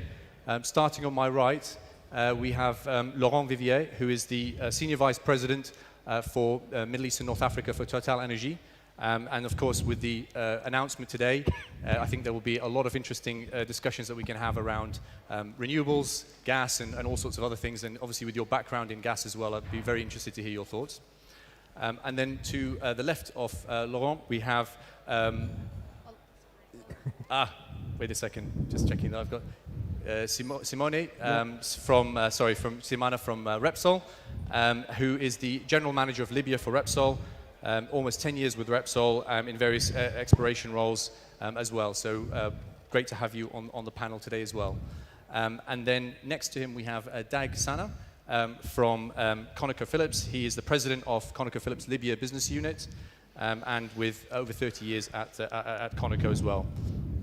And then to my right here we have Wanis Rouemi, who is the deputy general manager of ENI North Africa. With a very long career in the oil industry and again a key partner in the Libyan industry. And then to my left here we have Roberto Bertocco, who's the Chief Technical and Commercial Officer with Petrofac since 2012, but over 30 years of international oil and gas experience. So great to have you with us as well today. And then to the left of Roberto we have Wali Ajibadi, who's the Executive Director for the Sahara Energy Group. Again, this is a large energy conglomerate in power and upstream and trading, and we'd be interested to hear your thoughts about the Pan-African view on energy. And then last but not least, we have Paul McCafferty, who's our Senior Vice President for Africa at Equinor. He is many years at ConocoPhillips and Qatar Petroleum as well, so again, a lot of experience to bring to the panel today. So first of all, thank you all of you for being here. And I think let's start off with a little bit about the projects and the current activity in the industry today. Libya has seen obviously a lot of volatility when it comes to oil production over the last few years. And last year, just in 2020, we saw crude production averaging less than 400,000 barrels a day due to blockades and various other events. But throughout 2021, we've actually seen that now grow consistently and is now stabilized at around 1.2 million barrels a day. I guess my first question, and maybe I will start with my colleague Simone from Repsol, and in terms of activity, what has been the key, I guess, milestones or things that have allowed you to be able to achieve such a quick recovery in production? And also, what are the challenges in sort of having such a stop-start nature in the production itself? What are the implications, shall we say, for the industry? Okay. Can you listen to me? Right? Yep. I okay. can hear you. Yep. So first, hello to everybody. The production resume is not a surprise that is so quick for a different reason, basically. I think there is first the physical reason of reservoir being shut down, especially in El Sharara, where you have an aquifer-driven field. After a long shutdown, you have this recovery quick that will be not sustainable, but one is the reason. The other reason is that during all the period of shutdown, the operator, in conjunction with partner NOC, have been doing jobs despite the very difficult situation to be prepared for this resume of the production. So the combination of these two things, the good relation with the NOC, the operators, and the work that we are able to do despite the difficulties during the period of shutdown, is a combination that you see the results when you resume the ramp up. One comment I want to do on this is very good when you start. We benefit of the stability of the country that goes together when you resume a field. But it's clear that now we are in a situation where, as has been said even in the plenary session, we need a very strong capex investment to sustain this production in order to maintain what is there and probably to increase this production. So far, the good relation, the good work, the field repressuring in Esharar at least, this is what we see. But on the way forward, the stability we see, this very good new Libya, is a key factor to keep maintaining this scenario. Great. Yes, and please, Doug, anything you'd like to add? Yeah, I would say, first of all, ConocoPhillips has been a long-standing investor in Libya. We've been there for over 50 years and seen many ups and downs. You were asking specifically about the production ramp-up. And I have to say that we are very pleased with Waha. They get production quick up. And also, if there are any issues, they are quickly fixed. So very pleased to see the quick ramp up. One of the issues when you've had the long shut-in is that you have water standing in the low side of the pipeline, which makes the surface integrity of pipelines, flow lines, quite a challenge that we have to work together and improve the integrity, because that makes us lose quite a bit of production. Right, and I guess if anybody wants to come in on this, because I think one interesting aspect is that if, with these blockades, with the stop-start, the risk is that I guess there could be more damage done to fields in the longer term. But from your assessment, I guess the operators here and the ones who are looking at, do you think that the Libyan fields are, maintained well enough at the moment, or do they need a lot of investment, apart from sort of new developments, but in terms of actual sort of maintaining the existing fields, given those challenges, as you say, around the stop-start? I would say it requires quite a bit of investments, because a lot of the equipment here, being generators, being flow lines, they are old. They haven't been given the proper investment. Yes. In the past. So that's that to sustain production and grow, it's needed. Makes sense. And I think the other thing that would be interesting to know is, at the moment we're at 1.2. Do you think that there is ability to grow beyond the 1.2 now without sort of adding new projects? I mean, is the capacity there? Is it a case of just, turning on more taps, or is it actually a bit more complicated than that from what you see? Yeah. Maybe Wanis, do you want to make a few comments about that? Yeah, I think production can be increased with some investments in the facilities and with the existing, number of wells and fields, because the margin to 1.6, 1.5 is not far. But if you want to go, near 2 or 2 point something, you probably need some much greater investment. But I think to put the production back to 1.6, that is extra 400,000, I don't think it's a big problem. The thing is this, now, stability is the main factor in general, okay? we as any, we've been all throughout these 10 years operating, of course, in the offshore. On the onshore, as you know, it is in force majeure situation, it's very difficult. But in the offshore, we've done a lot.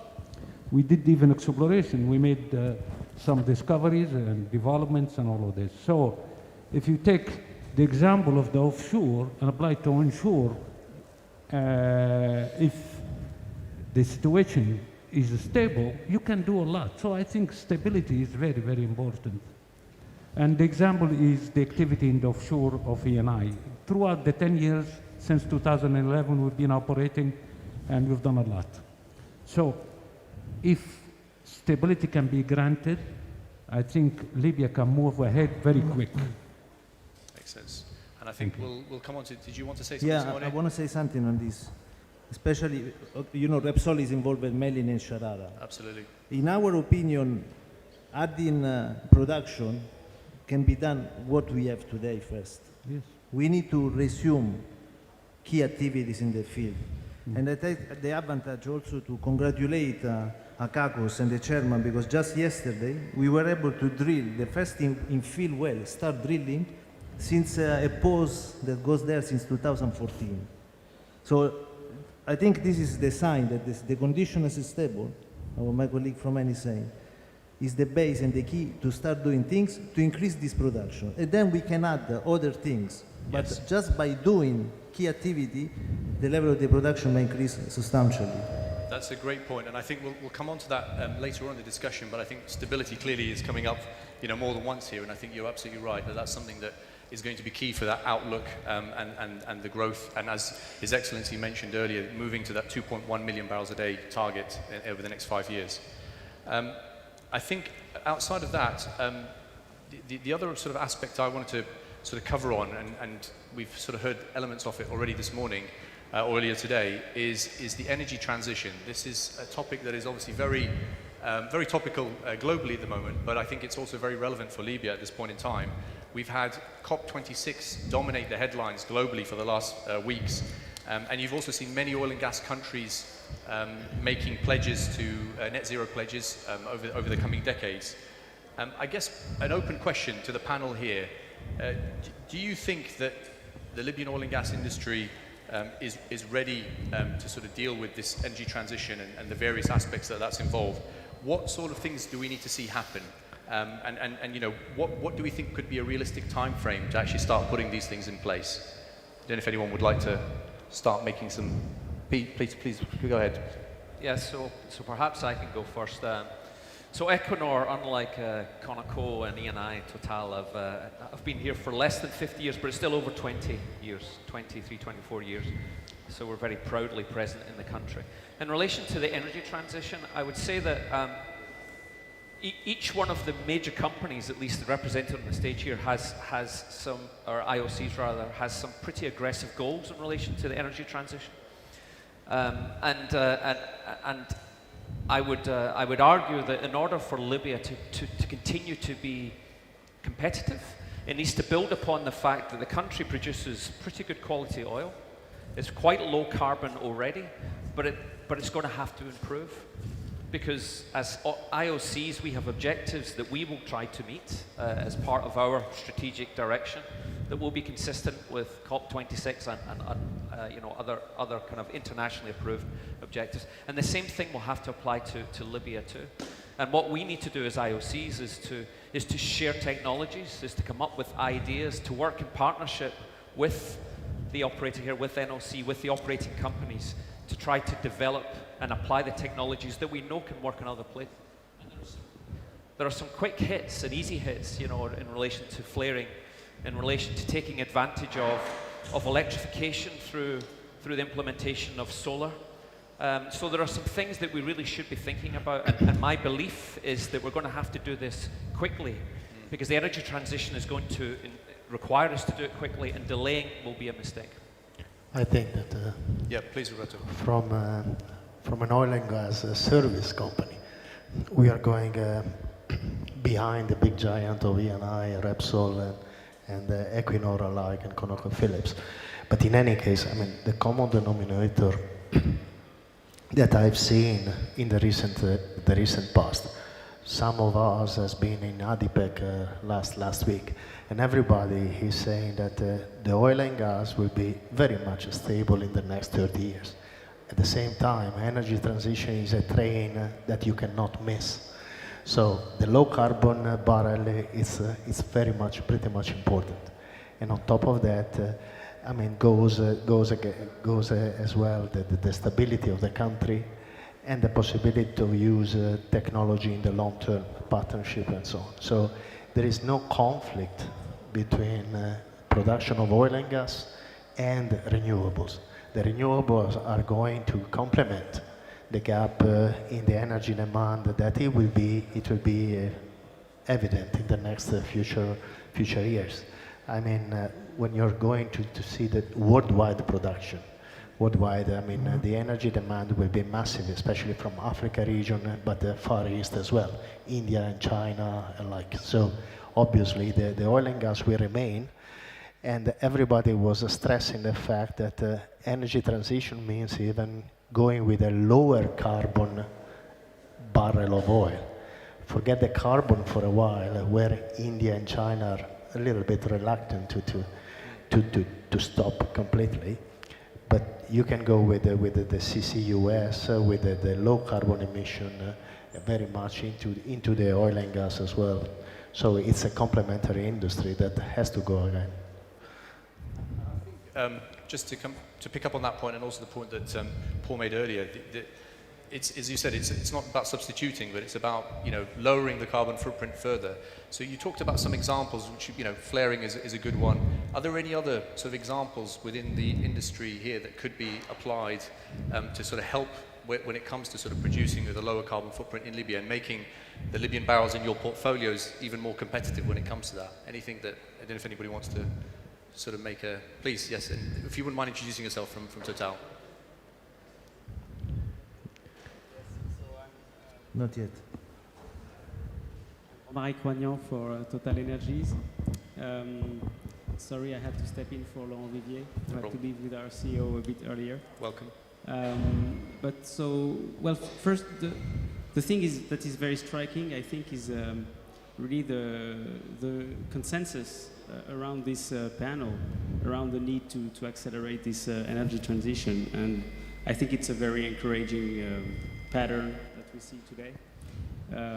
The second point on how we can reduce the carbon intensity of our production, I think first the good news is that in Libya, carbon intensity is already quite low, as you mentioned. On our assets, we are in the range of, for most of them, in the range of 10 kilograms of CO2 per barrel produced, which is very, very low compared to the industry standards. But I would agree that if we want to continue to develop production in this country, which is, I mean, it's an opportunity, production is, I mean, the resources are there, we really need to go further on this decarbonation effort, and we can do it. And so we mentioned flaring, that's obviously a low-hanging fruit on many assets, but solarization really is also another very easy venue where you can really, I mean, there are many power facilities on the fields that we are operating, where we can replace some turbines by solar panels, and then you can use the gas that was used for the fuel gas as to go on the market and produce more revenues for the state, or more electricity for the people. So that's a low-hanging fruit as well, I think. Good. If I may add something. Yes, here, of course, please. The renewables are taking grip on the fossil fuel industry, and so this policy is dictated by this speedy renewable taking place and taking over the energy market worldwide. So this policy is impacting Libya. Libya has to speed up production, especially the liquid oil, you know. in order to have the market for it, because in 2-3 decades probably you will find no market to this oil. Libya, even from exploration point of view, did not follow the normal sequence due to the embargoes over the past 40 or 50 years. So there is lots of resources that can be unlocked, and it has to be done at a speed in order to catch up value for this oil in the market. There is also the good chance of finding lots of oil in the oil shales, gas shales. All of this, Libya is full of potential, but I don't think we have the long time to deal with it. We have very short time to deal with it. Within these 30 years, 3 decades, we have to work on this and, benefit from the value of these hydrocarbons before it's too late. I think that's an excellent point, and you actually brought up something I'd love to explore a bit further with the panel. I will come back to, because I would like to talk about renewables as well, which you also brought up, and obviously, with the announcement this morning or earlier today, it would be great to discuss that a bit more. But maybe if I could just pick up on what he said about accelerating investments in the oil and gas space in Libya, and maybe finding alternative ways or sort of more efficient ways to do that. And I'd like to bring in, at this point, Wale from Sahara. With your experience looking at many other countries in Africa and other sectors, what would you say when you look around are ways, other models that could be potentially used here in Libya to sort of encourage and also accelerate that investment when it comes to the oil and gas space? Okay, thank you. I'm going to try and address your question as best as I can. One thing I'm going to say is Africa is quite different and unique. We must understand that. There's been a lot of mention about stability earlier on. And of course, we know in Africa, most governments, there's got to be political stability. With political stability also comes security. If there's no security and you even have stability, there's a problem. I'm going to refer to my country, for instance, Nigeria, where there's political stability, but there's a bit of insecurity in certain areas, especially where we have the oil production. Now, if there's insecurity, it's going to be very difficult for investments to take place. We're seeing a lot of, or some of the IOCs basically divesting in recent times their assets in Nigeria. They're leaving, they're going, and basically that is not going to attract any form of investment in any way. So when we start talking about energy transition is, yes, it's well appreciated, it's well accepted by everybody. We know we got to do it, but without the right investments or without the enabling environment, to come up with those investments, it's going to be very difficult for us to even, transit to these renewable energies. Now, what again is the cost of the renewable energies? Who's going to pay for it? Now, take for instance, Nigeria happens to be a very huge importer of petroleum products. In the last couple of years, we've been trying to bring in different specifications of petroleum products with low sulfur and all that. When that happens, we know that the cost is going to be passed on to the consumers. Now, the consumers are not able to pay these extra costs. So what is the government, what are the governments doing to create, the economies in such a way that, it's affordable for most of the population to be able to afford these products when you bring them in? Now, we're not talking about green energy or renewable energy. Like I said, it comes with a cost. It comes at a cost. Who's going to pay for it? We have a lot of people. Nigeria is a country of about 200 million people. We have majority of people still living in the rural areas, still using firewood. We've been trying to encourage them to use cooking gas, LPG. Now, I was reading something about 2 days ago, a small cylinder of LPG used to cost 5,000 naira, maybe 5,000 naira, maybe that's about $10, thereabout. And then overnight, the price has gone up to 9,000 naira. Now you've been trying to encourage people to go into cooking gas. And then all of a sudden, the price of the cooking gas has doubled overnight. How are you going to get them to stop using firewood, which they really paid next to nothing for? And then we talk about energy transition. How are we going to achieve that if the economies of these countries are not better one way or the other?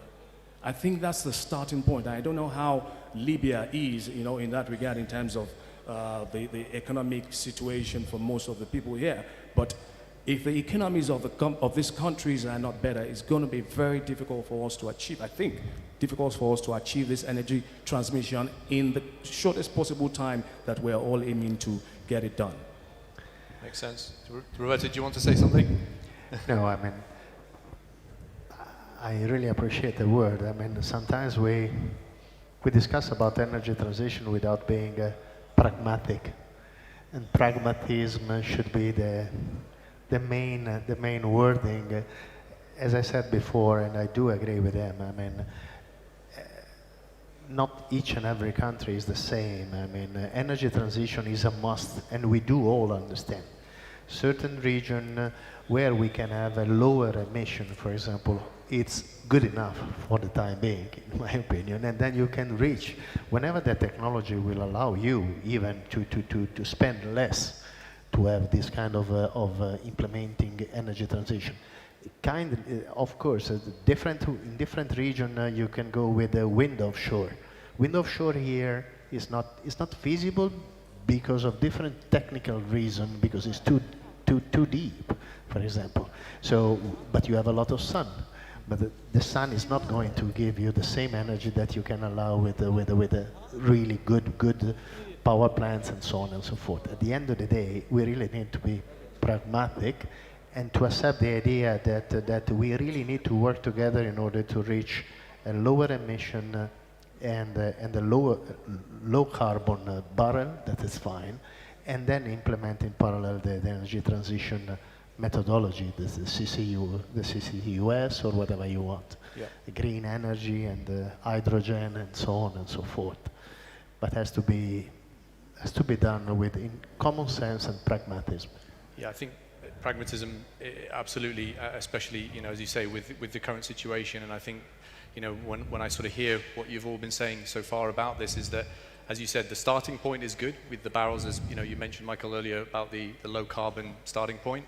And then we have some quick wins, and then we need to look at, as you say, a combination of potentially some renewables, but actually gas is also important, of course, Absolutely. too, and it's something that, as ENI, you're a big operator in the country for the gas side of things, and we'll come on to gas in a short while. But maybe if I could just come back to, you talked about renewables, and obviously with the announcement today, which is very interesting from Total. One of my questions was, do you see scope for renewables? And obviously, I guess the answer is yes in Libya. But could you elaborate a bit more on this and sort of how you see it fitting with the overall energy mix in Libya? So is this something that could power, domestic power generation?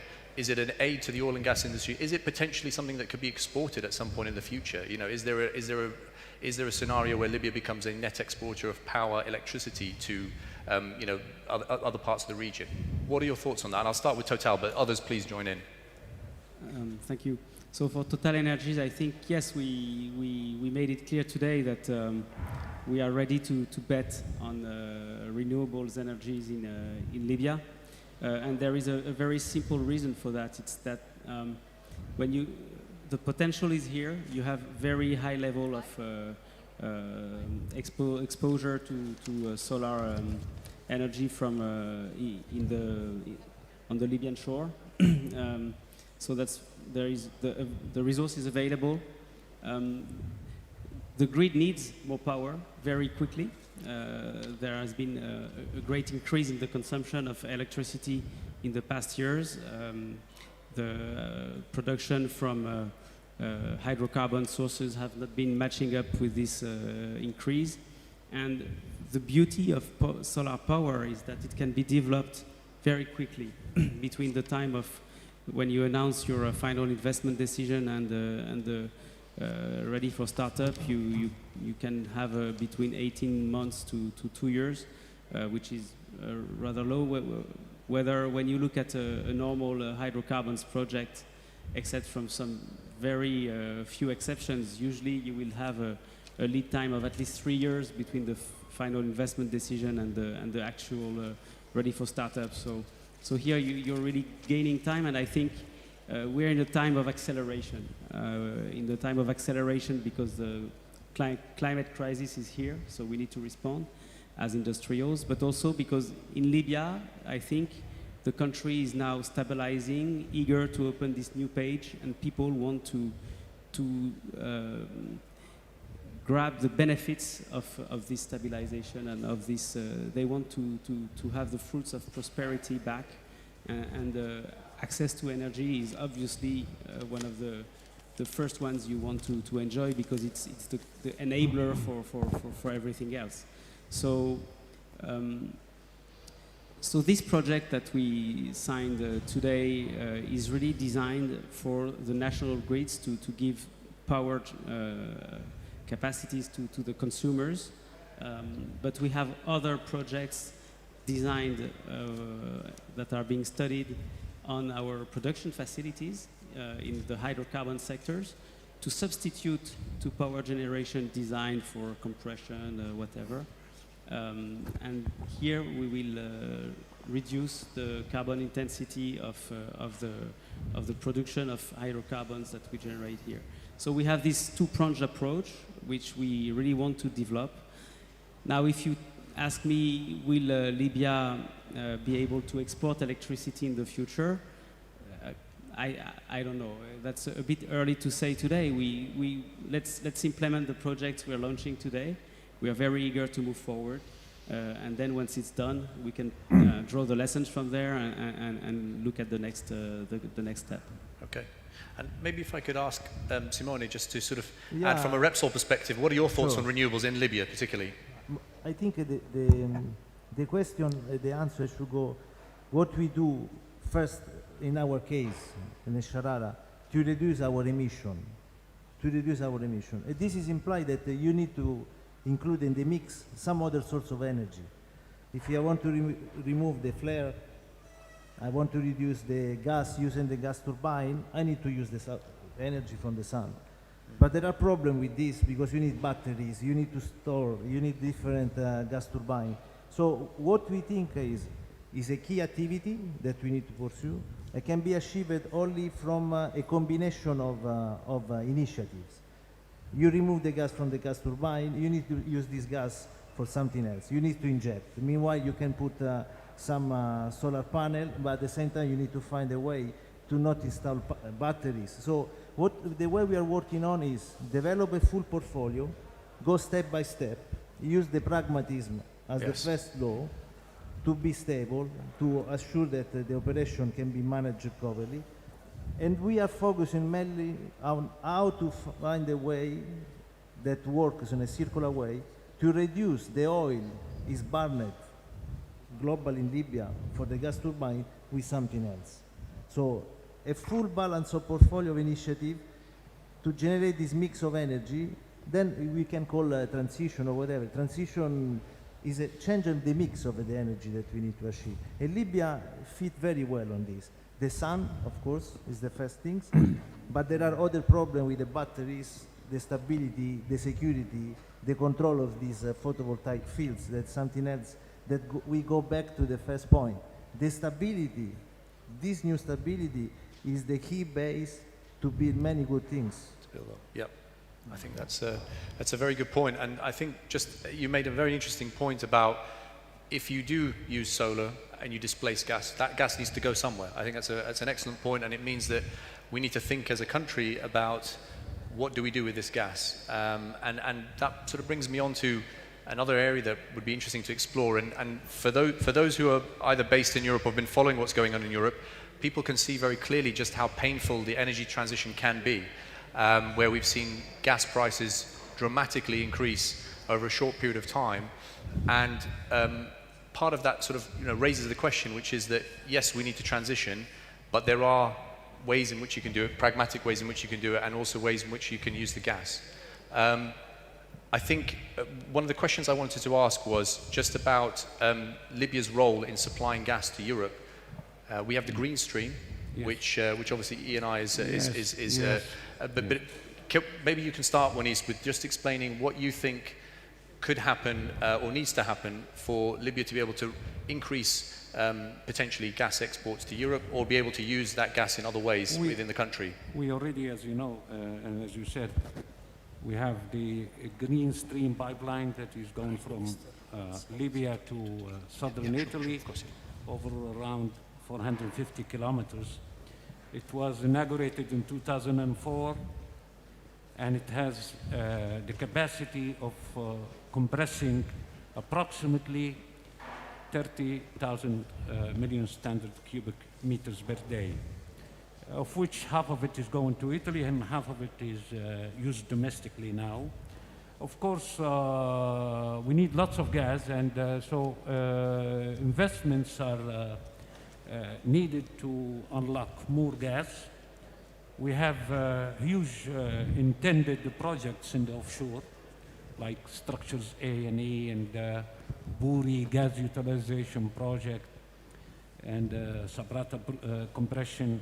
And these huge projects can compensate for lots of this gas and even increase the amount of gas to be used domestically, and also to fulfill the pipeline capacity to Italy, because there is lots of capacity to be used. But let me say something here. Speaking about the renewables, sorry to say this because I have to divert into this. Oil producing countries should have a different point of view on this, because especially in Libya, we lagged behind in our production due to what I told you. There was no systematic exploration, there was no systematic production due to many reasons, not only in the last 10 years, but for so many years before. So there is lots of oil that is to be produced, already found, and to be found also, okay? So I think the Libyan oil industry has to speed up and even take a look back at the agreements, try to ease them to encourage investment into the country in order to unlock all of this oil and gas. Because with these renewables, advancing so fast, in 20, 30 years, we have nothing to do with this oil anymore. So I think first priority for Libya is to focus on the fossiliferous hydrocarbons. In parallel, build some, renewable energy projects. I mean, Libya is full of sun, so the photovoltaic renewables can be marvelous in this country. But what we need to do is to encourage investment and restructure the agreements in such a way to stimulate investors into the country and produce all the oil or most of it in the shortest time possible, especially the liquid oil, because the gas, can have a longer life than this liquid oil, I think, like you said, Wanis, it's not either or. You need to be doing both, and you Both need to be parallel, accelerating. yes, I think that makes sense. And I guess maybe if I could just open question again to the panel about gas investments in, aside from Eni, who have obviously already got operations on the gas side in particular, what impediments do you think are in place today that prevent you from making bigger investments in gas in Libya specifically? Is it the regulatory framework? Is it the availability of the resources? What are the challenges that you see about Libya being able to really grow its gas production from here on? I don't know if anybody would like to. Simone, do you want to? It's a difficult question. We are not involved directly in the gas. No. For sure, you need for the local market, you need clear guidelines on prices, something that has to be very clear. Yes. For the export of the gas, it works. So I think, but if you want to focus on the local market as well as a key, the price scenario. Pricing structure is very important. Yeah, it became something that is a key factor. Makes sense.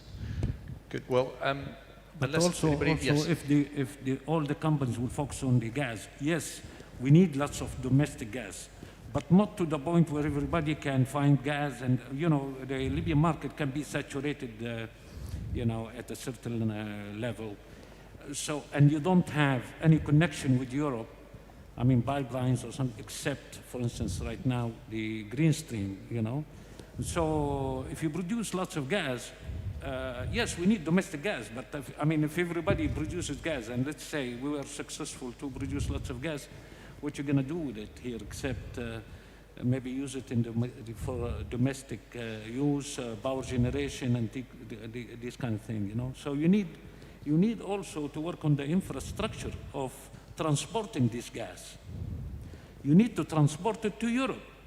So you could build other pipelines or jointly with neighboring countries, I don't know. I mean, otherwise you could saturate the Libyan market with gas in no time. Yep, makes sense.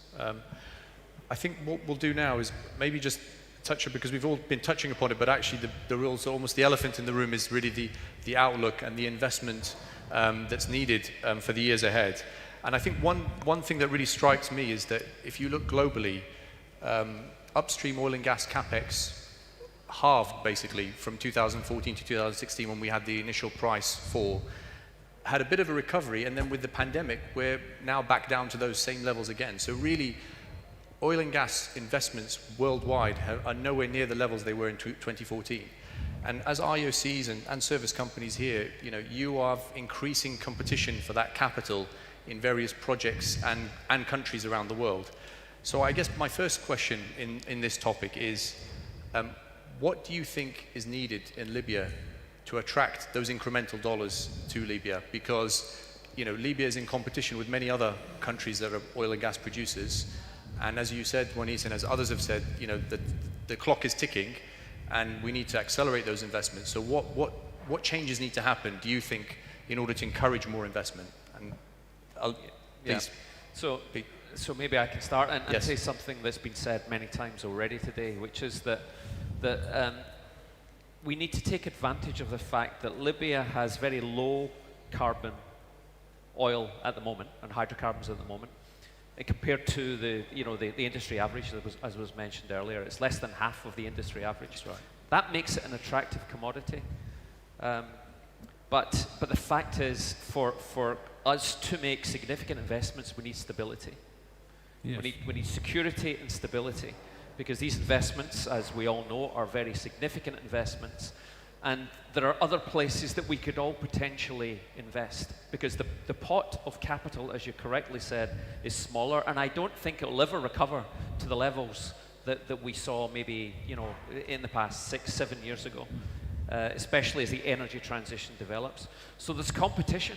There's competition for Libya with other places in the world, and we need to live up to that competition and actually attempt, you know, by basically providing a secure environment where we can basically take advantage of the low carbon hydrocarbons that we have here. And I just want to make one other comment about the low carbon. You know, I think it's important to say that we should, you know, in 10 years' time, companies that buy oil and gas will be looking at the carbon of that oil and gas. They'll be looking at the actual carbon intensity of that. And the market will be a lot more discerning than it is today.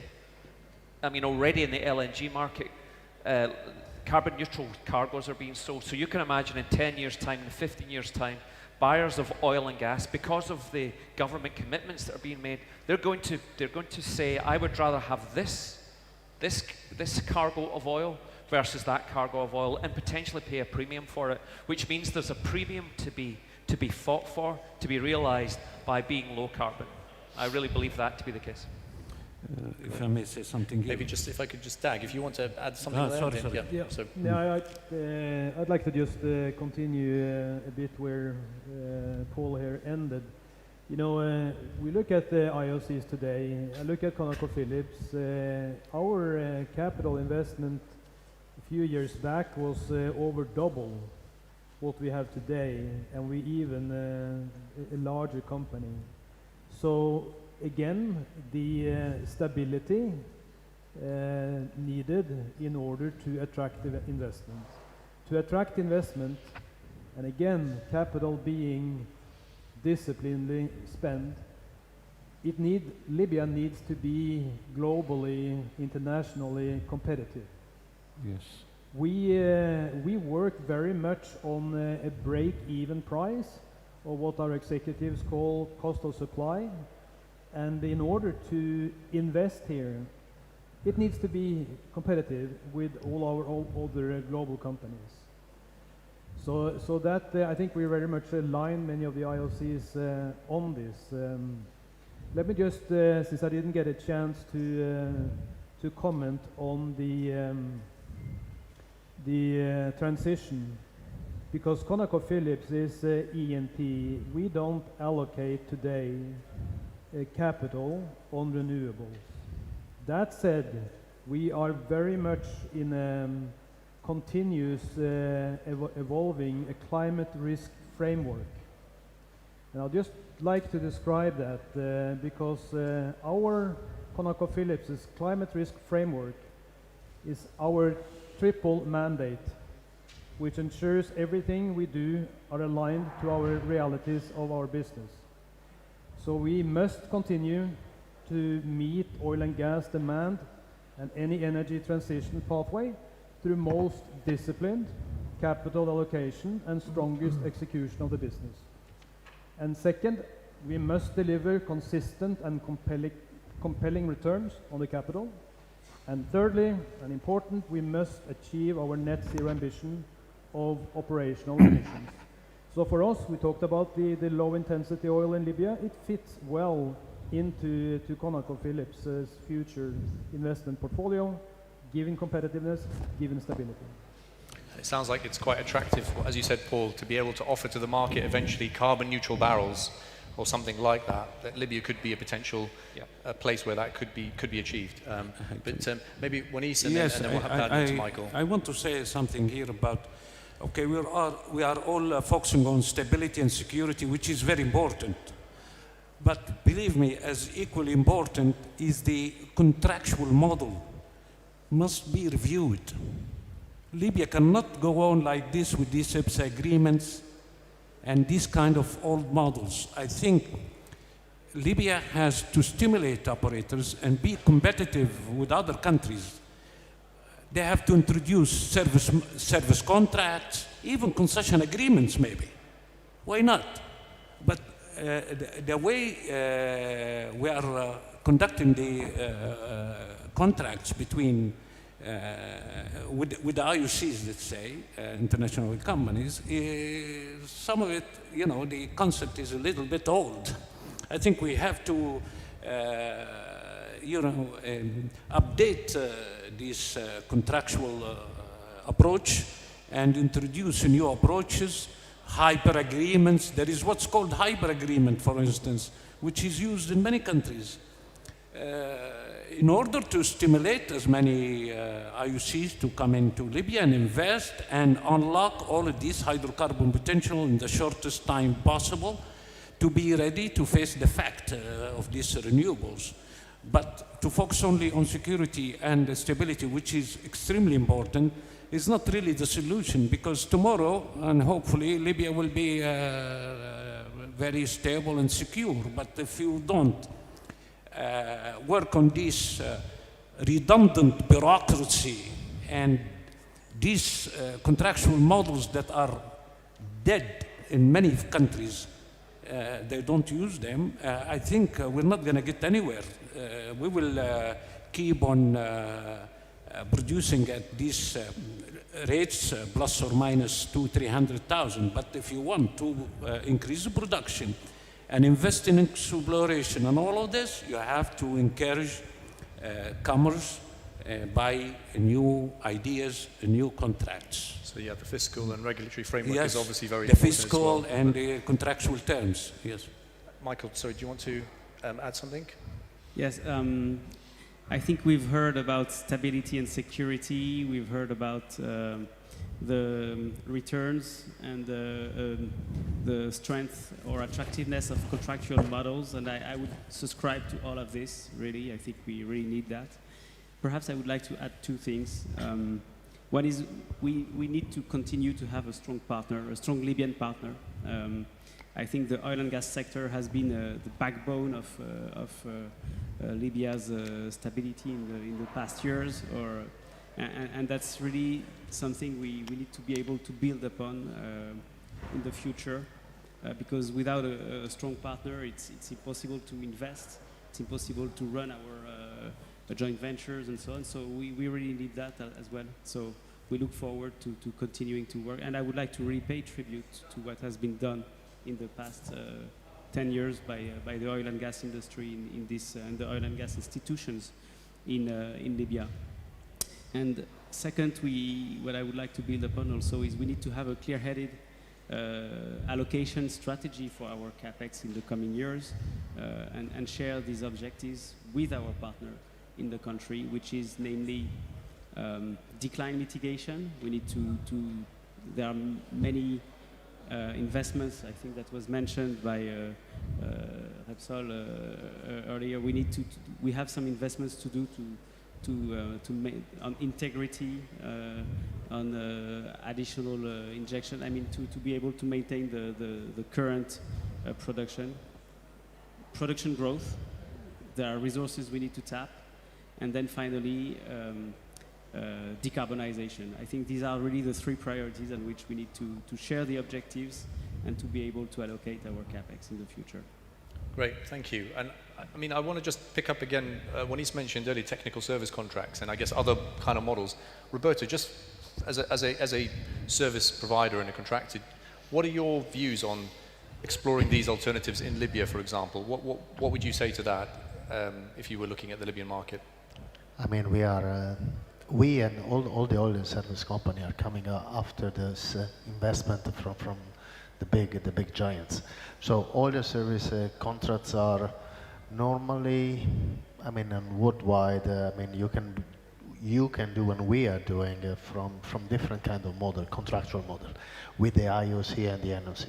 You are going, I mean, you can talk weeks about the sharing of risk, up to the full finance lump sum Turkey and so on and so forth. So, of course, and I do subscribe whatever the colleagues have said before. So, if there is investment, if there are investment, if there is stability and so on, whatever is the contractual modality, we can do it. But of course, a better or a more illuminated policy in terms of contractual can help both the IOCs and the oil and service company to come back and stay here on permanent basis.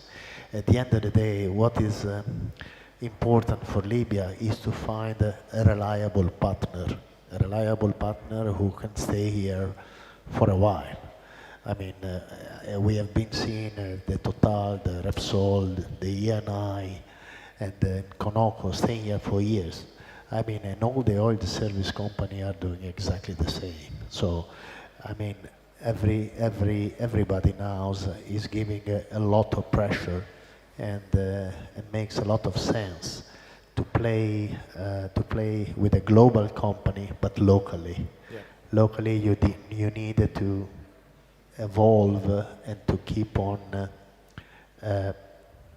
putting pressure to increase your country value. And the in-country value can be increased only if you have a long-term sustainable plan for the future.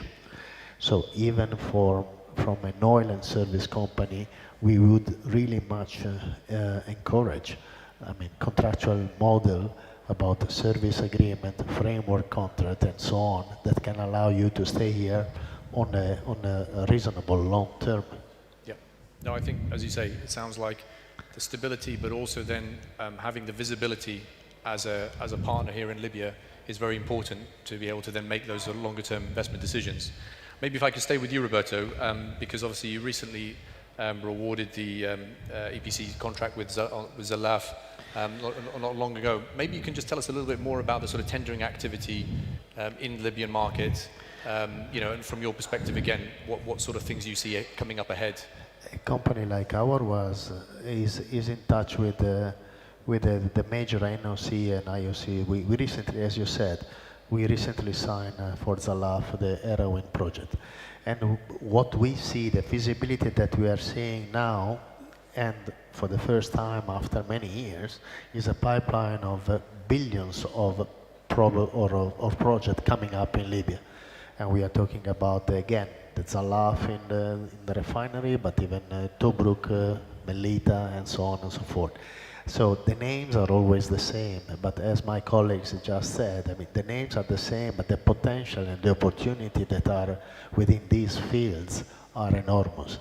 So obviously for an oil and gas company, service company like us, we have quite a good visibility for the next 2-3 years in this kind, and we are very much under either tender or pre-qualification process under these projects. And it's interesting because we obviously heard from His Excellency earlier about the goal of 2.1 million barrels a day. And from some of the numbers I've seen, I think roughly half of that increase is meant to be coming from new field developments. I don't know if, you know, again, open question to the panel, but can we talk a little bit about these and what sort of projects are going to be critical to delivering that 2.1 million barrels a day from, you know, your various perspectives? Maybe, I don't know, Simone or Michael or Wanis, anyone you want to jump in on that? Yeah, okay. Please go ahead, yeah. No, can I? Again, I speak from the perspective of Sharara because it's the place where we work. Of course. I don't want to be too general. But what we see in Sharara is that first we see a huge potential in place that we need just to produce it.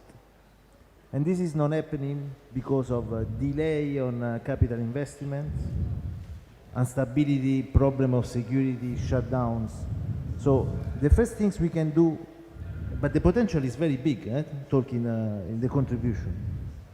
So the first focus for us is to be able to revamp and protect the infrastructure. We mentioned just slightly, but the infrastructure need to be maintained, repaired, leaks, probably with the flow. So once that is done, and we can execute simple, effective action, the contribution to the increase in production with existing is huge, just with the existing.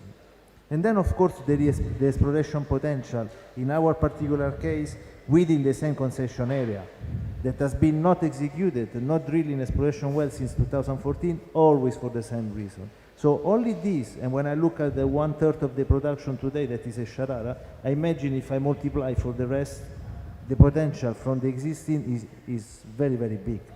Then new things, of course, has been mentioned this morning by the CEO Total, by Eni. So, but for us, we put the focus on let's try to put and use this stability. This new Libya is the key. Let's try to repair and execute very simple, important capex investment that will impact in a dramatic way of the level of production only over Sharara. So it sounds like brownfield and, you know... Yeah, brownfield, but with a lot of green below. I mean, exactly. This is important. And utilizing that sort of existing assets that you have there. I mean, just perhaps because you touched upon infrastructure, sorry, just before we come to you, Michael.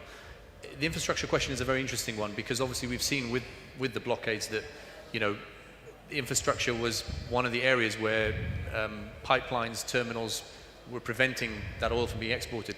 What do you think needs to happen with the infrastructure in the country, specifically when we're talking about oil and gas? There's a panel, I think, tomorrow on infrastructure more generally, but we'll leave that. But in the oil and gas space, is it about better maintaining the existing infrastructure, or is it about actually growing the infrastructure that exists at the moment so that you don't have as many bottlenecks that we've seen sometimes when we've had shut-ins, etc.? What are the panel's thoughts on that one? If you'd like to... Very simple. Yes. We need to replace pipeline completely, replace storage tanks, very basic things, that we are doing purchase to sustain, to help, thanks to the good partner was mentioned by Total, that is the NOC. That's been incredible what it did during these 10 years of stability to support this. But for us, this is the really important repairs. Makes sense. Dag, did you want to say something? Yeah, you know, Waha is not that different from Sharara. Here it's a matter of replacing pipelines because the integrity is not where it needs to be, and it's again due to corrosion. So there is a lot of potential, a lot of low-hanging fruits, but in order to transport from wells to terminal, you need to ensure it stays in pipe, and it doesn't today. Michael, did you want to say something on the infrastructure or the previous? No, on the infrastructure, I think we all concur that there is a need to really refurbish and replace what's need to be replaced before focusing on increasing the capacity. The first focus is on making sure what exists delivers and delivers safely and soundly from an environmental perspective as well. So, no, just coming back on the growth issue, I think, well, you summarized it well as well. The first priority is probably to the brownfield works that, I mean, some fields have been completely destroyed from the surface, but not from the subsurface. So we have a few fields that could go back to production with minimum capex to be spent. I'm thinking those names were mentioned a bit earlier by the two, I mean, the CEO of Total Energies and by ENI as well. But on Waha, we have also the Dahrabahi field. We mentioned Mabrouk field. So these can bring several dozen thousands barrels of oil per day production capacity in a very short lead time before we then move to giant, I would say, greenfield developments with fields that are already discovered. So we already know that, I mean, the risk that would be taken would be already measured. So, and then exploration has still a potential, of course, but really if we do first the brownfield works that is ahead of us, and then these developed resources that, I mean, discovered resources that are yet undeveloped, we already, we can go very close to this objective of 2.1 million barrels of oil per day, I think. Thank you. So I think just one question actually for the panel as a whole, and we'll go one by one. But if you had incremental dollars today, where would you spend them in Libya to maximise your return as an IOC or a contractor? What would be your sort of focus if you had incremental dollars today? I mean, is it brownfield or is it something else? What would you say? I didn't understand the question. Sorry, my question was, if you had incremental dollars today, more capital to spend, where would you put that money today in Libya when it comes to in oil and gas? Yeah. Yeah, of course. But would it be sort of brownfield development? Would it be maintenance? Would it be what do you think is the thing that would give you the most return, bang for your buck today? It's a difficult question. We are looking at other things. We are looking at a lot of other things that I will not mention here, but there is other opportunities for sure. But if we need to, we are in the world of the prioritization, short cycle, the value over growth are the leitmotifs, and this Sharara for us fit very well on this strategy. So anything else will be priority number 2. But for example, Repsol is keen to look at Libya a different way than we're used to. Again, with a strong partner, as Total mentioned, a stable country, many things can be done. Great. Anyone else? Excuse me. Yes. I want to say something about exploration. What is not really probably paid attention to is what's called near-field exploration. Near-field exploration is low-risk exploration because you are near fields, and also you can, use the synergy of the already facilities there. So this is one way to add reserves before going into wild exploration, which requires long-distance pipelines and all of this, and also risky. But near-field exploration can give you value because of the low risk. It may not be, the structures may not be great, but you can find big size, sizable structures or plays that can fit very well from commercial point of view because they are near facilities, so you can hook them to the producing hubs much easier and cheaper. So,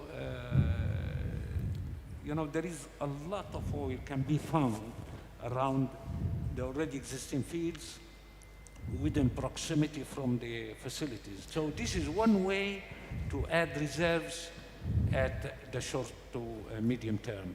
Yeah. On the long term, I think big exploration has to be done, and with high risk, of course, and it has to be big investments because you have whatever you produce, you know, you explore, you have to connect, and then you have to. I'm glad you mentioned exploration, Willis, because, as you say, that tends to get overlooked, and we talked about, you know, brownfield and obviously developing the assets we currently have. But can we talk a little about exploration in the very near term, as in next year, for example, 2022? Any particular sort of areas that are interesting, you know, for all of you here that you would flag and highlight? I tell you, the offshore of Libya, the deep plays in the offshore of Libya are underexplored. The whole offshore is underexplored because, as I told you, the exploration in general, onshore and offshore, was not done systematically because it was interrupted over many years, back and forth, back and forth. And so, especially in the offshore, the deep plays, what's called, in technical terms, the turbidites and all of this, can be very encouraging. So apart, for instance, from the western offshore Libya, where we have Buri and Sabrata, and we have Jorf of Total, apart from that, all the offshore of Libya doesn't have that so much of production because it's been underexplored, basically, and especially because there was so much, not so much exploration investment in there. So the most up-to-date exploration concepts are not applied in the offshore of Libya. So I think the offshore of Libya is promising in terms of deep plays. And Eni has plans for this in the near term? Is that in terms of exploration? Have you got sort of plan of drilling for the next year or so? Is the offshore sort of the area that you would? We don't have any exploration activity right now. I mean, exploration in the sense of exploration, you know. But I don't know in the future if the contractual terms are encouraging, everybody will come in. Yes, so we come back to the same point, which is the fiscal framework, regulatory framework, and stability. Of course, these are all the key things, right? So, please, Paul. Go ahead. Maybe I could offer. It kind of goes back to the previous question as well. Yes. There is no question that exploration has a role to play in Libya. You know, exploration in the energy transition is not dead, in my view. I'm an exploration guy by background, and you know, an exploration fulfills the opportunity, provides the opportunity to basically improve your portfolio by pushing something out that isn't as valuable, isn't as low carbon, with something that's better. But it can only come, you know, you mentioned near field exploration.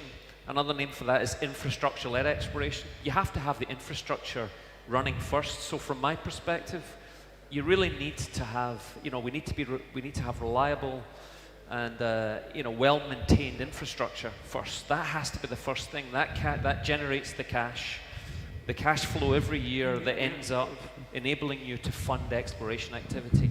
So from my perspective, get the infrastructure back and running again in a reliable way, and then we start thinking about exploration. And you can also, you know, and then moving it to the offshore, I completely agree. I think the offshore is very underexplored, and there are probably giant fields out there. Yes. But the time is short, right? I mean, you know, in order to develop giant fields, you need quite a lot of time, which means you have to get after it relatively quickly, which goes back to your comment about provide terms that incentivize the industry to go out and test some of those giant concepts. very helpful. That makes a lot of sense. And I think we're coming towards the end of the panel, so I wanted to just give panel members opportunity if they have any final comments, any sort of final remarks or kind of thoughts they wanted to share, because I think we've heard a lot in many different areas. You know, clearly the word stability I think was used quite a few times over the course of the last hour, but also that the potential and the fact that Libya can actually move things quite quickly, and we've seen that with existing production, just how quickly it can recover when the environment and when the stars align. But if there are no sort of final comments from anyone, I think we may leave it there. And just want to say, first of all, thank you very much for the audience. And if you could join me in thanking the panel for their time as well from today. Thank you. Thank you.